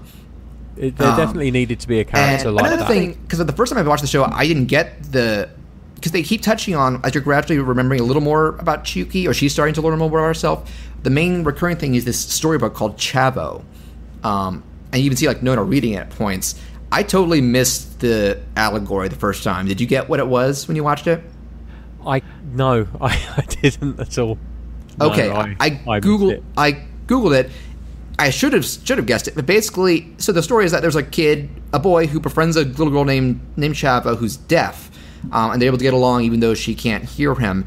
But basically, the point is, Chavo the kid was able to understand a person not through their words, but their emotions, and so it's kind of a metaphor.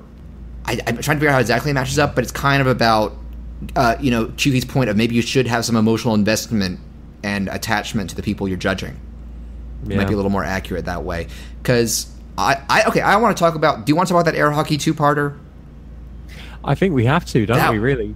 That was a ride. And the end of that was the second time I cried at this show. Also, real quick mention. I really should have mentioned when I was talking to the voice actors. The nerd in the 4th episode in the dub, Space Dandy. Damn! What? Yeah. I think his name's Ian Sinclair. And you can kind of tell he's just not being pompous. He's got that deep voice, but, he doesn't have to be a blowhard. So props to him. So this 9th episode, this is the only two-parter they get. I think they just saw how much stuff was going on here, and they're like, we can't rush this. I feel this also represents a big turning point for Chiyuki's argument and Deckham as well. So these two arrive. It's a middle-aged police detective and a teenage boy, and Deckham tells Chiyuki one of these guys is a murderer, but I don't think he tells her the whole detail, and obviously we don't know when it starts which is which. So I'm like, this guy looks grizzled, he's in police, could he have killed someone? But this boy, he's innocent, it seems innocent. Could it be a ploy? And they're playing air hockey, and things are going pretty well between them for that first half. The detective's more cynical and bitter, because you find out his wife was killed, but he's giving the boy advice, they seem to be getting along pretty well. Then the memories start returning, and I don't think I could have seen where this direction coming.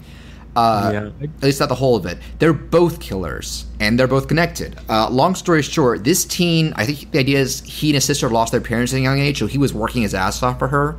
And at one point, her boyfriend beat the shit out of her and maybe raped her, left her hospitalized, and he just got filled with rage. And so she told him who the guy was, and also that there was a second party. There was some other guy just standing there watching.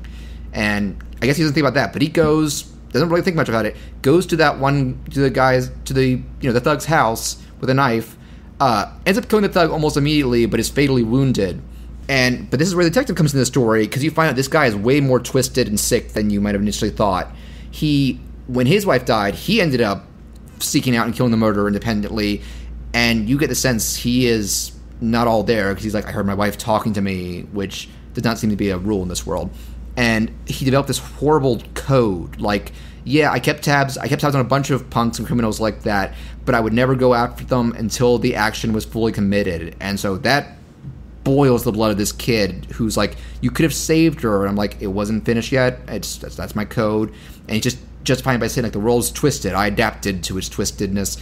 And so as it turns out, he went to visit the thug, found the corpse. The brother was in the bathroom puking and thought it was an accomplice, which I guess he kind of was, and killed him before bleeding out himself. And yet that's not the darkest part. The way this episode ended, where you kind of think things are done, and then Deckham is like, I can't be sure just yet. So the gimmick for that game is every puck that went in, like if they scored one, it was like the darts, that one of the opponent's organs would feel great pain, they'd bleed and stuff. And so Deckham tempts the boy, like, well, true, you can't kill him again, but now you know what you know. And so he basically stacks all of the detectives' pucks and gives him a huge knife, the boy, and it's like, you can get your revenge. And that's when Chucky has to step forward and like, this is BS, man. Like, almost, we've seen how pure this boy was, and anybody could very easily take that horrible action. And meanwhile, the detectives persuading the boy, like, he's okay with feeling the pain. He wants the boy to become as horrible as he did. And just that end throws you for a loop where Chucky stops him and explains the truth of, it's not heaven and hell, it's resurrection of the void. But think about it, if you're reincarnated, maybe you could be reunited with your sister in some form. And she almost does it. Like, he's calming down, and then the detective gives one more horrible speech. And we haven't brought up the amazing closing theme as well. If the opening was a fake out, the closing theme is a perfect fit for what watching this show feels like. This kind of very emotional and sad hard rock. And this is the one time they fully integrate it, where I just love the fact that, also worth noting that when she starts yelling at Deckham, I think like she caps off her speech as this isn't real judgment. And you see for the first time he's being affected by this in some way. He grabs his heart, he's stammering, no, this is my purpose, I'm supposed to do it right. And so this is your first sense of there's something more to Deckham than what we thought. And that last moment where the detective, the music goes quiet, he's just screaming, the only thing you can really do with the evil of this world is fight back against it. The world's a cruel, screwed up place, and we have to accept it. You can't change that, nobody can. The only thing you can do is fight back! Slow-mo of the pucks being shattered, music just cuts in, and this montage, the boy's screaming, the detective smiling as he's bleeding, Chucky grabbing her and screaming, no sound. I was crying. Like, there was hope for a happy ending for this kid to some degree, and that bastard just ruined it. I mean, I'm not sure if he could have had a good ending just for the fact that he killed someone. And I know the argument is going to be, but that person deserved it. The arbiters don't really judge based on their lives. They're going to put them in a specific situation to test their morals. Which is bullshit, because if you can't judge someone from what they did in their lives, then maybe Chucky should have brought that up too, and that's part of having it be attached to them. It is a heavily flawed system, and I like the fact that they essentially kind of they do call it out, really call it out, But there was a nice balance. What I liked about this episode was the fact that it's very easy when you're watching a show like this, and when you've watched enough fiction over the years, that that oftentimes it's their intention to throw you for a loop. So the one that looks innocent is often the guilty one, and the one that's guilty is often the innocent one. So that's what I assumed was going to be, that the boy was the killer, and it's like, no, maybe they should be more specific. They both are. That's why I like the idea that actually they were both killers, and that each indirectly contributed to the other's death. Yeah, I guess the detective was indirectly, the boy straight up, but it was because of the detective's actions that he went there and got killed by. Absolutely, and it feeds into what Deckham says at the very beginning of the episode, which is, we don't get these often. I think even Deckham was like, this is interesting. Yeah, like there's something weird going on with these two. There must be something that connects. And there was. Them. And there absolutely was. But I just like the fact that they really kind of thought about what people would be expecting and then subverted that expectation in the way that they did. And even almost made you think it could end okay, and then no, and then whip it away from you at the last second. And the best use of that music, I gotta say. A lot of anime have this really interesting dichotomy between the opening and closing music, where the opening will be like really kind of like hard and fast and brutal, and then the ending music will be really gentle and pleasing. Nope. Or it will be the opposite. It will be like a DDR game, and then the end titles will be like this, where it's like properly like dramatic and emotional. Yeah. And I love that. I did note they swapped. We'll talk about the finale, but they swapped the order for the credits. Do you notice that? I didn't.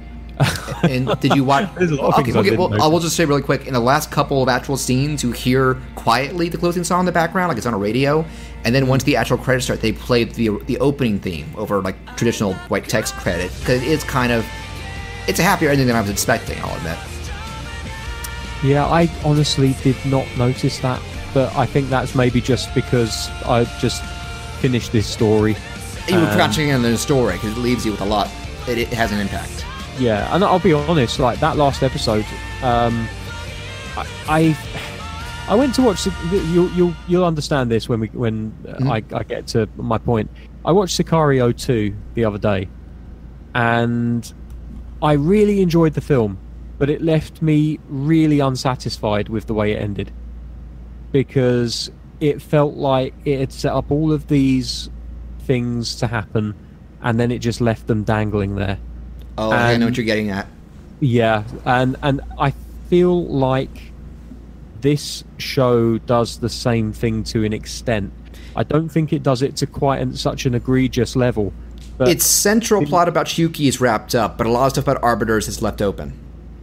Absolutely, and it makes you think, okay, so is there going to be a second series of this? Because I really want to explore this deeper. My guess is they looked at their budget and didn't want to make the finale feel overstuffed and rushed. So they're like, let's end what is central and important, that the main thing we've been building up to, and if we get renewed, great. Though, granted, it doesn't sound like they're going to get renewed.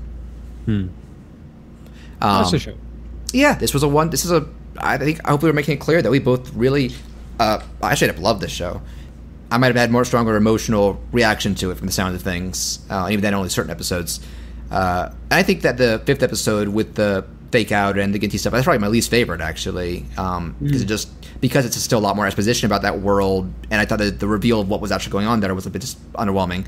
It doesn't have that same intensity and emotional investment. Still some good stuff, though. I think as far as like emotional investment and stuff is concerned, I wouldn't worry too much about whether maybe you invest too much or anything like that. What I would say is that although it's been known for me to roll a tear on a few films like Toy Story 3 and things like that, for the most part, I can be a very kind of like disconnected and unemotional viewer of content. So I'll admit, it's easy to get me to. I've cried at trailers. Oh man, you want to talk about that? I'll tell you about the live action Winnie the Pooh trailer, and about how every single time I've watched that, I have got a lump in my throat and a tear in my eye, and I've got no idea why, because I have never had any kind of emotional connection to Winnie the Pooh. That's weird. That is weird. I thought you were going to say, huh? Yeah, I thought you were going to say you grew up with them, because I did. The best that I can come up with is that it's this idea of long lost friends reconnecting and saving each other, because basically that entire trailer is a case of Christopher Robin saves the animals of the wood. Do you know what I'm realizing that it's like? It's like Hook, but if Captain Hook came to the human world and was a good guy. That too. It was the Lost Boys, I guess. And he was a fat little bear. I love the keeping Jim Cummings too. Absolutely, it does. It has that idea of the central character who has lost who he really is. But yeah, like that entire trailer is just a case of he rediscovers his childhood for one last time and helps out. I'm still a little cautious about the quality of that, because I do feel like the trailer could do a lot of cliches about. I feel like family film is doing the "you work too much, support your family." That's kind of overdone. At the same time, do you know who the director is? Isn't it? Is it Chris Columbus? No, I don't remember his name, but he did Finding Neverland. I feel like that's a similar theme movie that's fantastic, so this could work. Okay. Do you know, I never watched Finding Neverland, and maybe I should. That's actually another Peter Pan movie with Dustin Hoffman in it. That was just playing some guy. I highly recommend that movie, by the way. Starring Dustin Hoffman as some guy. He's like J.M. Barrie's stage assistant or something. I mean, I'll just remember, like, if there was any movie trailer that got me tearing up with knowing nothing about the story, Where the Wild Things Are maybe has my favorite trailer of all time. Do you know that never really connected with me? But I think it's because the movie or the trailer. Both, and I think maybe it's just because Where the Wild Things Are. It's a very, very good movie. Yeah. I never had any kind of investment to it from being a kid because it wasn't the story that really got much play over here. Yeah. So. I didn't read the book much, and I thought the movie was really good, but I would still take the trailer in terms of the experience. And granted, I did cry at the end of the movie, so there you go. But I think we've gotten a little off course. We're talking so much about a podcast with me without going off course a little. Oh man, when it's just you and Tyler, like last week, I tuned in to listen to you guys talking about Reboot, and you talked about Italia. And I'm still concerned for your safety because Reboot has a following, that original, and they're so anti the Netflix reboot. I'm worried they're going to like track you down or something. Bring it. Hey, your opinion is your opinion. I respect it, and I actually haven't watched the Netflix one, so for all I know, I could like it. But yeah, it's actually I think it's just by comparison. Yeah, the original was so terrible for you. Yeah, I was reading the Discord chat earlier. I logged in for the first time in a long time. And a lot of people were saying that it's actually not very good. And while I agree, I think it is by far and away a lot better than the original. Yeah, I think even if people like it, like in my case, it just wasn't what you wanted it when you thought more Reboot. It's kind of like how people wanted more Teen Titans and they got Teen Titans Go instead. It's like it's a different incarnation. It's a different proposition. It has some of the same characters, but it's a very different take. Yeah, but it's mostly about other ones and live action stuff. But anyway, we've been talking so much about emotional stuff. Maybe now's the time to talk about the finale. Yeah, go on then. So it's actually a two-parter, and I think the first part has one of the more serene and just legitimately beautiful parts because Yuki starts to recover her memory, and it's damn depressing. She was one of the other connections to Chavo was because it involves ice skating. That inspired her as a kid to try and do figure skating, and as she grew into a young woman, she became like a really promising up-and-comer in it. Unfortunately, something that also happens to real skaters and athletes happened. She fractured or broke her leg, and the injury left her unable to do it professionally for the rest of her life. She fell into a deep depression, like questioned her self-worth, shut herself off, and eventually slit her wrists. And yeah, dark, very dark, but it's one of those stories that really it's kind of important that they get told. Yeah, I understood it. Like, I'm not going to say, I mean, you mentioned, I think my listeners know that I suffer from depression, and I won't get too personal. Like, I've certainly never attempted that sort of self-harm. But if you're depressed for a lot of your life, the thought does come up sometimes, and it sucks. And a big part of that is depressed people will often question their self-worth. And in her case, it was literally spending her whole life with passion for one thing and having it taken away from her and feeling like, what else do I have left? She says to her mom, like, I'm not a complete woman. I'm not a full person. I devoted all my life to this, and now it's gone. And that just kind of fucks her up, which is sad because I think we get proof through the rest of the show. She's got a strong head on her shoulders regardless of skating. She does, but there was one thing that slightly kind of, this wasn't like it, bothered is the wrong word, but what I'm meaning to say is this moment in the I think it's in the finale where where Deckim takes her to her house. childhood home. Yeah. We'll talk about that, but what's the one particular thing? Well, it's the fact that he says, right, well, if you press this button, then you get to go home. We'll delete all of the memories of you dying. Yeah. And you just go back to being alive, which is great, except for the fact that it doesn't treat the underlying cause of why she killed herself in the first place. And so I was very worried that if that happened, that she'd just be back to square one, where she'd be unhappy. She wouldn't have any of this experience of being... You are right about that. They wiped her memories. But it would still be a second chance, which is better than nothing.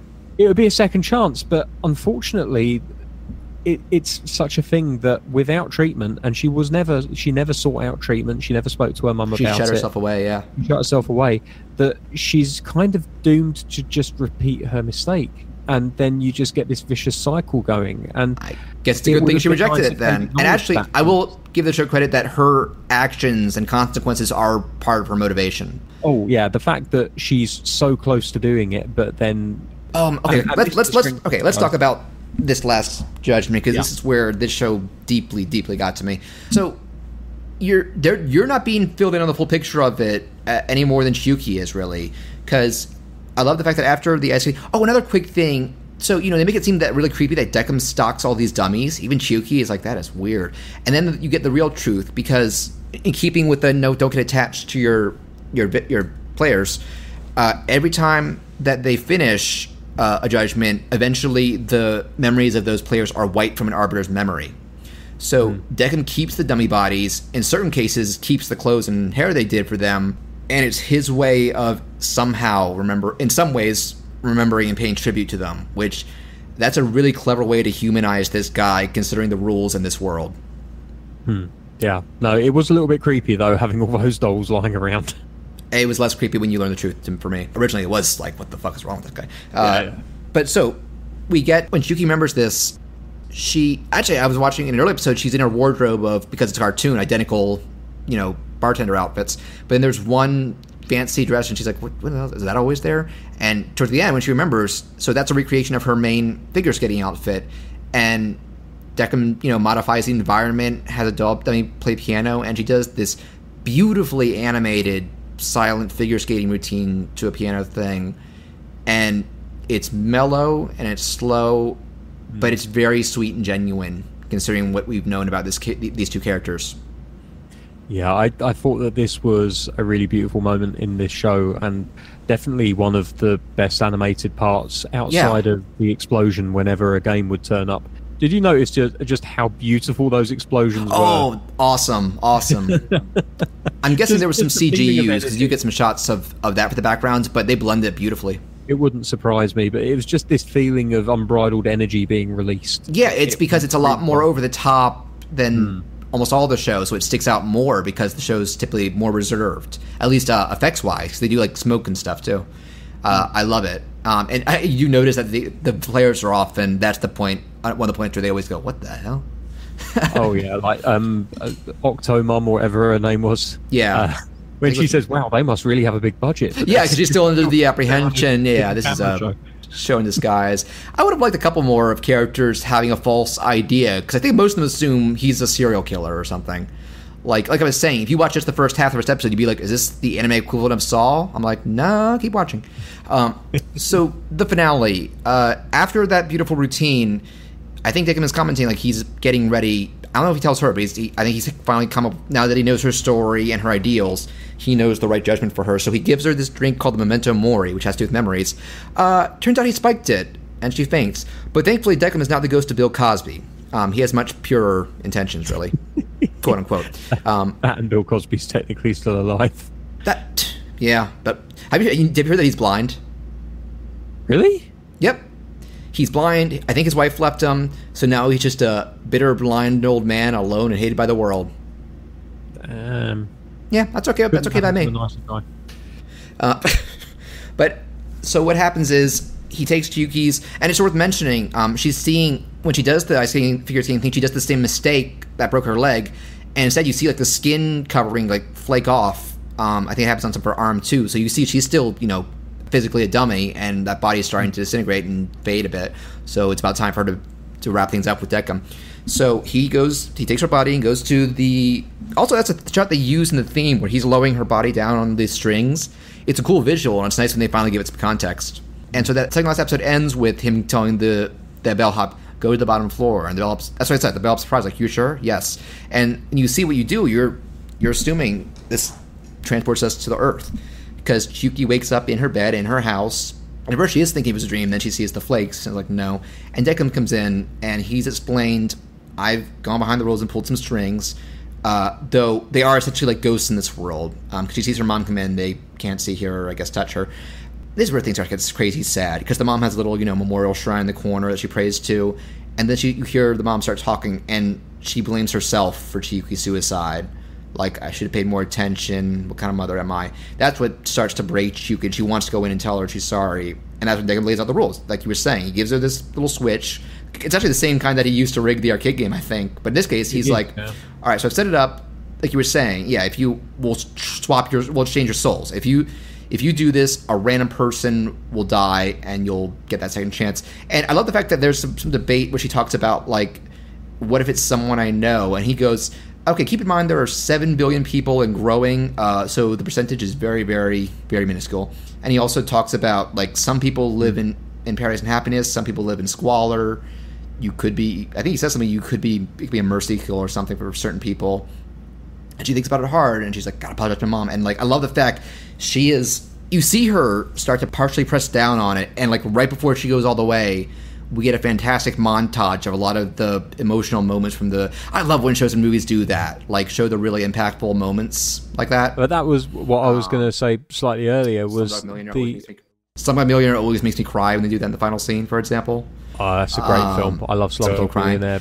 And I think that's when Yuki, a lot of, because she's remembering, it doesn't have to do with the, the morals or stuff that they've been showing this whole time. It's how many of these people wanted to see their loved ones again, or, mend things with someone. And that's when it hits her. It's like, it doesn't matter if I take a stranger's life, and it doesn't matter what a person is. There are always going to be other people that person matters to. And I'm no better than a killer if I do that.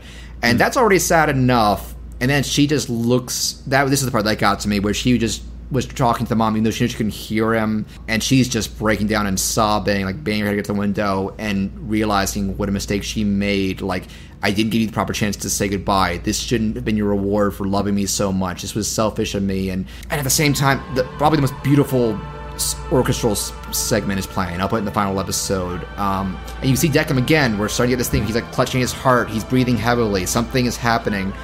And yeah, I'm not gonna lie. I remember when I first watched the show, not only was I tearing up, my body was shaking. Like, this got to me. And I'm guessing, yeah, you didn't cry, but hopefully you won't argue it. This is the emotional, like, it was building to this. Yeah, like he almost, with his eyes changing, he almost becomes human. That's the part. We'll get to that. I'm just talking about like Yuki's final decision. Yeah. And actually, one little interesting detail right before things end. She snaps again and gives Deckham like, you press it. I can't do it. You do it. Which is, I'm like, would that disqualify her? But I think he's made his call by that point, regardless of that. And we get this great reveal. The world giant cracks start showing up like it's glass. Everything goes quiet. And yeah, you do a close-up, because the thing to note about the Arrowverse, they all have odd eye patterns, like 4 little blotches in the corners. Like a cross, yeah. Yeah, and you see it swirl into a normal eye, and Deckham does this genuine, I'm very sorry, and then he does this fantastic scream. That's another thing I think is better than a dub. I am terribly sorry.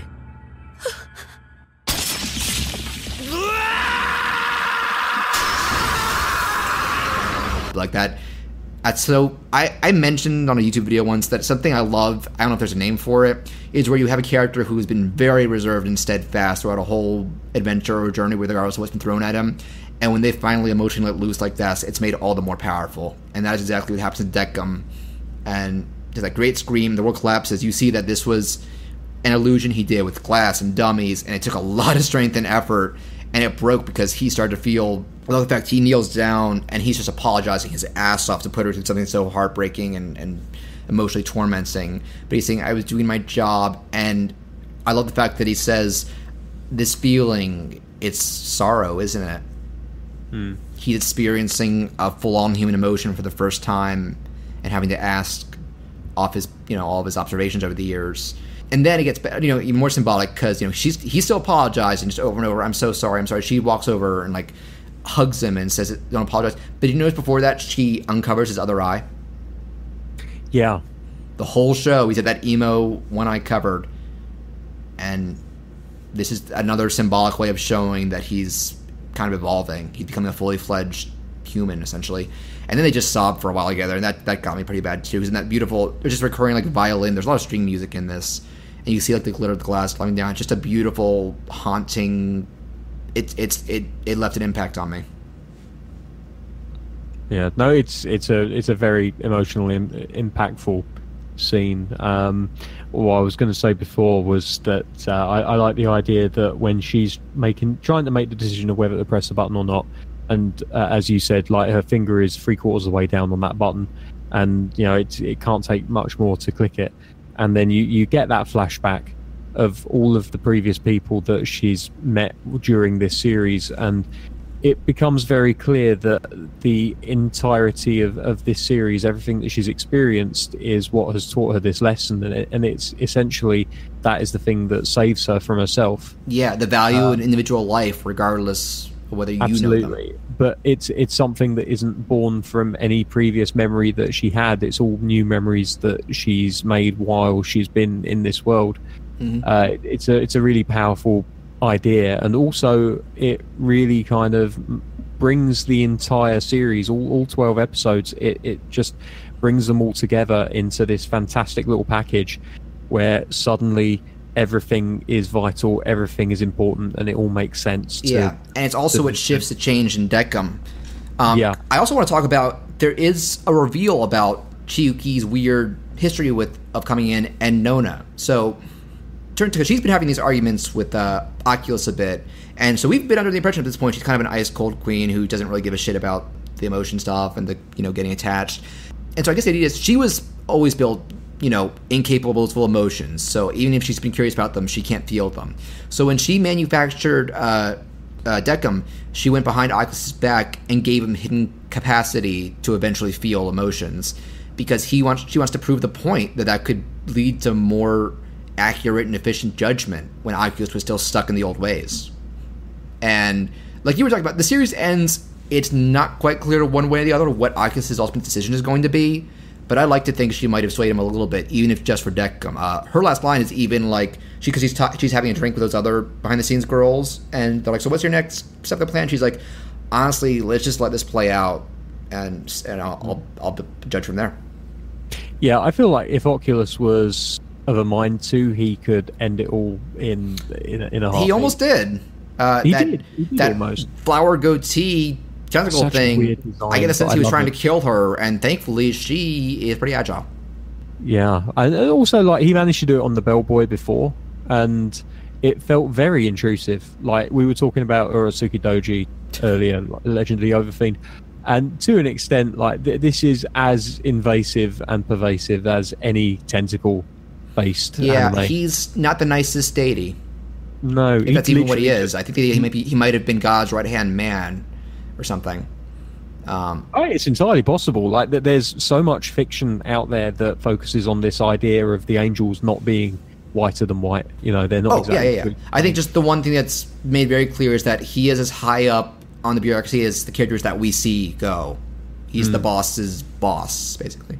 Yeah. And actually, when I think about it now, the whole idea of maybe all of these characters being analogues for angels is quite a fitting one when you think about a lot of the different versions of angels that you've seen in modern media.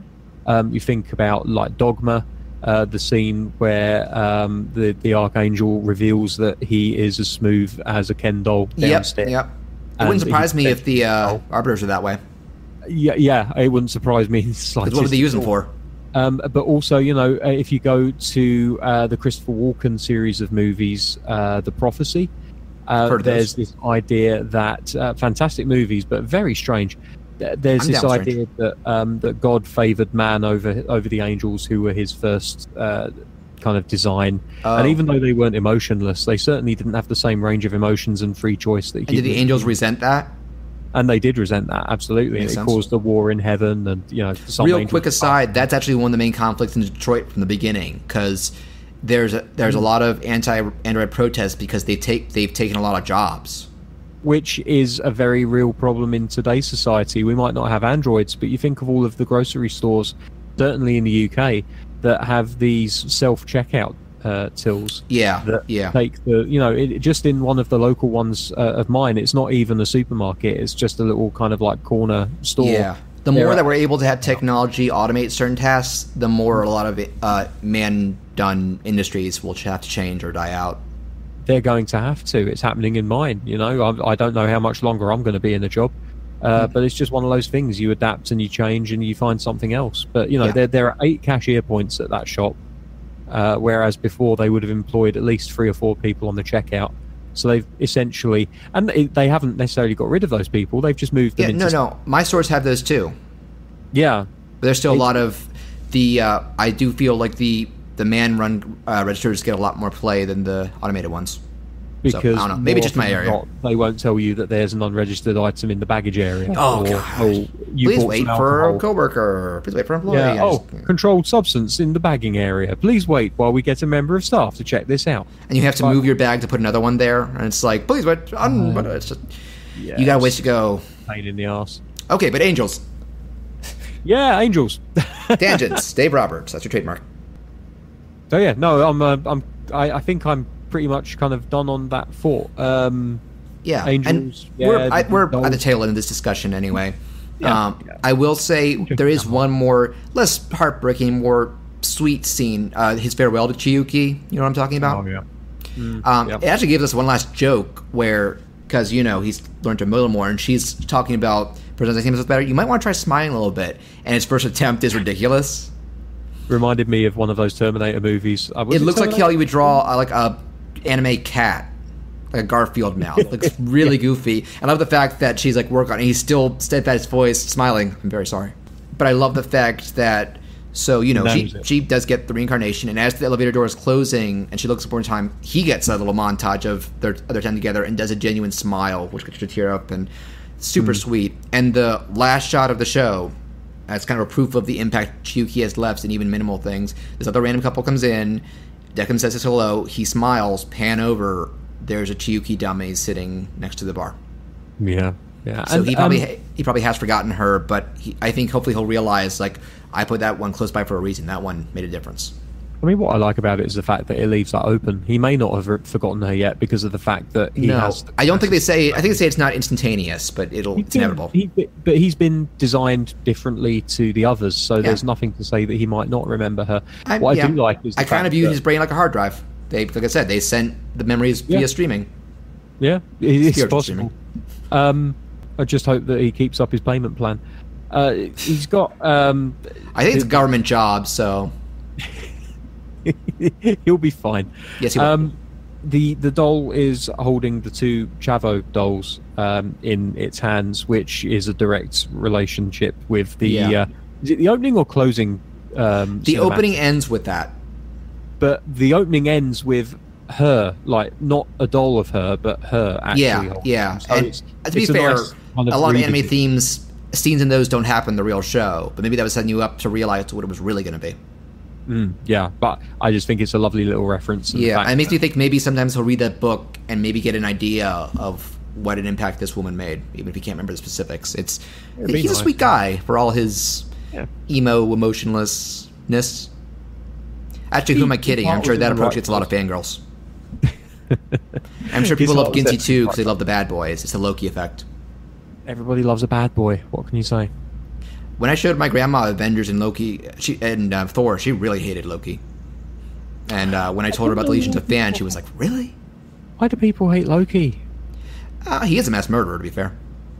But he had a cool arc. I got into more as things went on. He loved his brother, though. In the end, yeah, he did. Actually, just a real quick tangent. I think I mentioned Felipe did this. Did you ever watch any of the videos I did with my grandma? Like of her watching Marvel or Star Wars? I didn't, no. I'll DM them to you in Discord when we're done. Basically, she had never seen a Star Wars movie or a Marvel movie, so I showed her the original trilogy and recorded, like, first it was just her reacting to I'm Your Father, because she somehow didn't know that. And since then, it's been like, I asked her, like, how have you not... She was like, when those came out, I was raising kids. That family was my number one focus, not movies. And I'll bet she heard the line, but forgot about it or didn't know who said it. Okay. So after that, it's been, like, supercuts of other movies. I think it's been supercuts of Jedi, Ant-Man, the first Thor, and Avengers. And we just recorded another one last week. I tried something different because I'm keeping tabs on Smash Brothers Ultimate, and Mimi has never touched a video game in her life other than me getting her to play Wii Sports Tennis because she's played tennis. Everybody played it. Yeah. Exactly. Yeah. Oh, one of my best memories of when the Wii came out is of my aunts and uncles all crowded on the TV playing boxing and just howling.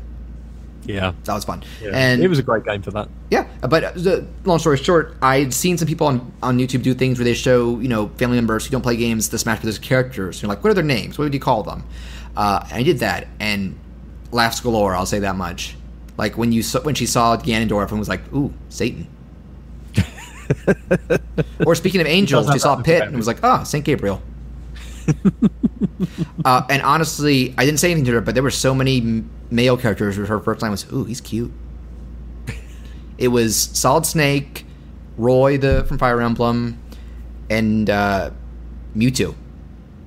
Well, before Snake lost his butt, he was a good-looking guy. Oh, yeah, that's that petition, bring back Snake's full rich butt. And no, the best part is at the end, she sees Bayonetta, and is like, I'd call her a dish. Yeah, absolutely. But my grandma's the last person I would expect to say that. But old people say wonderful things sometimes. She totally does. She's a sweetheart. They just shock us from left field. They say things we never imagined them to. Oh, she hates swearing. To her, shut up is a swear word she hates to say. The one video game I've done close to her is because we watched the Batman movies, the Chris Nolan ones. I've been playing Telltale Batman and having her say the dialogue and action choices to make. Speaking of Quantic Dream. And there was one where she just plainly said the option, "Don't piss me off." And I turned to her and went, "Mimi." Okay, that's a lot of tangents. We are about to come up on the time we agree we would stop. But I think we've made it clear that we both do approve of Death Parade quite a bit. I've definitely kind of spoken what I feel as a string. I feel like it emotionally resonated with me. It is a very unique concept that it does a lot of clever world building and expectation defying with. It is gorgeous, well acted, and well written and directed. And like I said, looking at this director's cred, I get it, especially because this was probably a labor of love for him. I'm sad it didn't seem to do well. Definitely didn't do well in Japan, and here it seems to be more of a minor, well regarded. But I don't, not that many anime fans I talk to have even heard of it. But I'd say seek it out, whichever way you have to. See if it's your thing. It's not long either. 12 half-hour episodes. One of my favorite things I've seen the past couple of years. What are some of your overall thoughts, if you have any? I mirror a lot of what you've said about it, John. And also I'd like to point out, if there's anyone that's listening from the UK, you can watch this on Crunchyroll. Yes. Way to watch it. I'm pretty sure like I said, I'm pretty sure Crunchyroll said over here. Hulu had it last I checked, sub only. I think Funimation service is the way to legit stream the dub. You can also buy it on Blu-ray if you want. So there's plenty of options for you to watch it, and you most definitely should. It's a very well animated, very well acted series. The music's fantastic. As we've mentioned earlier, I didn't watch the dub, I only watched the sub, but I thought that the dialogue was delivered in a very believable way, and I can only judge it from the emotion that I felt that I heard in the... Again, like I said, I do prefer the English decum, but I don't doubt that the sub had quality voice acting. Oh yeah, no, the voices were very, very well done. Actually, another little shout out, the voice of Chiyuki in the dub is Panty from Panty and Stocking. Oh, I bought that the other day. I really need to watch it. Yeah, that's a pretty good show. It's gorgeous. And also she's in the Danganronpa anime, because they recast a lot of those characters from the games. And she's a very important character, but I won't say... It's a series that's easy to spoil, so I won't say anything. Now, there is a series of games that I really need to get into. Yes, you really do. Because I know you like Persona. And do you like Ace Attorney? I've never really played Ace Attorney. I'd say try that too. That's more lighthearted, but even though it's a murder mystery too. I was really a DS player, so I didn't really ever get around to the... Danganronpa can crack you 1 minute and tear your heart out the next. It's it's some of the best twists I think I've seen in any medium. Like, each sequel, they managed to totally subvert my expectations, so props to them. I was going to buy one, and then I realised it was like some sort of shooter. It was weird. That's a midquel spin-off. It's not very good, and honestly, it's pretty inessential. I'd watch YouTube compilations of that one. Yeah, that seems like a good way to do it. So pretty much exactly what you said. It's a really good show. It's definitely worth watching, and you can watch it pretty much for free if you're willing to sit through adverts, and it deserves or do some shady ways of finding streaming. I mean, there's shady ways, but honestly, like, if you can watch it legally and for a very low cost, then watch it legally. This is a show, like I was saying, this is little known. I would love for people to support this, because that sends the message that there's an audience for it. Definitely. And if you're a fan of things like Death Note, it's got a very similar art style. So, it is. It deals with death and psychological mind games, but in a different way. I think that's pretty much all I've really got to say about it. It's a very, very good show, and criminally underrated, frankly. I agree. I have a lot of favorite things that are criminally underrated. That's I my think we all life. do. That's true. That was Chris and I's last pair of episodes. He picked something that we love that nobody knows about. He picked Little Nemo, and I picked Dragon Hunters. And I doubt you've seen either of those. I've not. No. I'll add them to the list of things to watch. Well, go listen to those episodes first, because you should probably listen to our thoughts on both of them. I guess I was going to say we spoil Little Nemo, but it's a very simple, kid-friendly plot. So honestly, I don't think the best parts of that are in just the writing. Dragon Hunters, I love it. He was kind of indifferent too. So, Okay. Well, I'll give them a look. Yes, and so that's the end of episode 29. I want to thank you again both for joining us, for putting up with my hour-long delay. I'm still red in the face about that. That's a learning experience. And I hope that it's very possible we have listeners who haven't heard Felipe or Tyler or Mark's episodes. So check out General Information. I'll bet many of them haven't checked out your International, or what was the other one, the wrestling one? The wrestling podcast is Weird Science. You can find that on iTunes. Yeah, same with Erie and Jen. Tom Versus. So, yeah. Yeah, also check out fanofmedia.com. It's a hub for a lot of them. They're under the same podcast network. And where can people find you on Twitter and the like if they want to follow you? Well, if they want to follow me on Twitter, they can find me at Real Dave Roberts. And, that's pretty much where you're going to find me, just ranting about football and God knows what else is happening at the time. But pretty wide variety of things, I'd say. I try to keep it varied, but the language is always pretty coarse. Oh, yes. And you look at a tweet and you go, that's so Dave. Isn't one of the bumpers a blooper for your podcast, a blooper when you just yelled, God fucking damn it? Funny story about that. That's actually from our pilot episode. Yeah, it's not a proper one. It's just funny. It's not, yeah. And it just kind of became a thing. Oh, and actually that just reminded me, this is early in the General Animation, when it was the Golden Boy episode. Man. Well, first I want to say, that was you against the world in that case. I kind of wish I'd guessed it back then, because I normally don't like fan service stuff. Golden Boy's fucking hilarious. Oh, good man. Yeah. Good man. I got your back there. I think Mark might have too, he said. Yeah. Chris might too. Chris actually is okay with fan service most of the time, so I feel like that's something he could get behind. No, Golden Boy is just so insane, and even the dub, like that lead just gives it his all, and I was just howling a lot of it. It doesn't take itself too seriously. No, that's what helps. It knows what it's doing, and then it doesn't really feel exploitative either. They actually flesh out a lot of those girls and make it very clear that this lead boy comes up as a piece of shit. So, but my point is that you started that episode angry about something and yelled "fuck a duck," and Felipe's response was, "Have you ever actually fornicated with a mallard, Dave?" I forgot that line. That stuck to me because that's a question I never imagined hearing somebody ask. Oh dear, oh dear. Oh, and I still haven't. That's okay. That's probably for the better. Probably a good thing. Yeah. So as for, I believe, we're going to be hitting episode 30 the next time. Another move forward in our upper digits. What do you call the first digit in a number? I guess it depends. I'm not actually 100% sure who the next guest or topic will be, but I think I said the same thing about Felipe's episode 2 before we had firmly confirmed you and Death Parade. I almost said Death Note.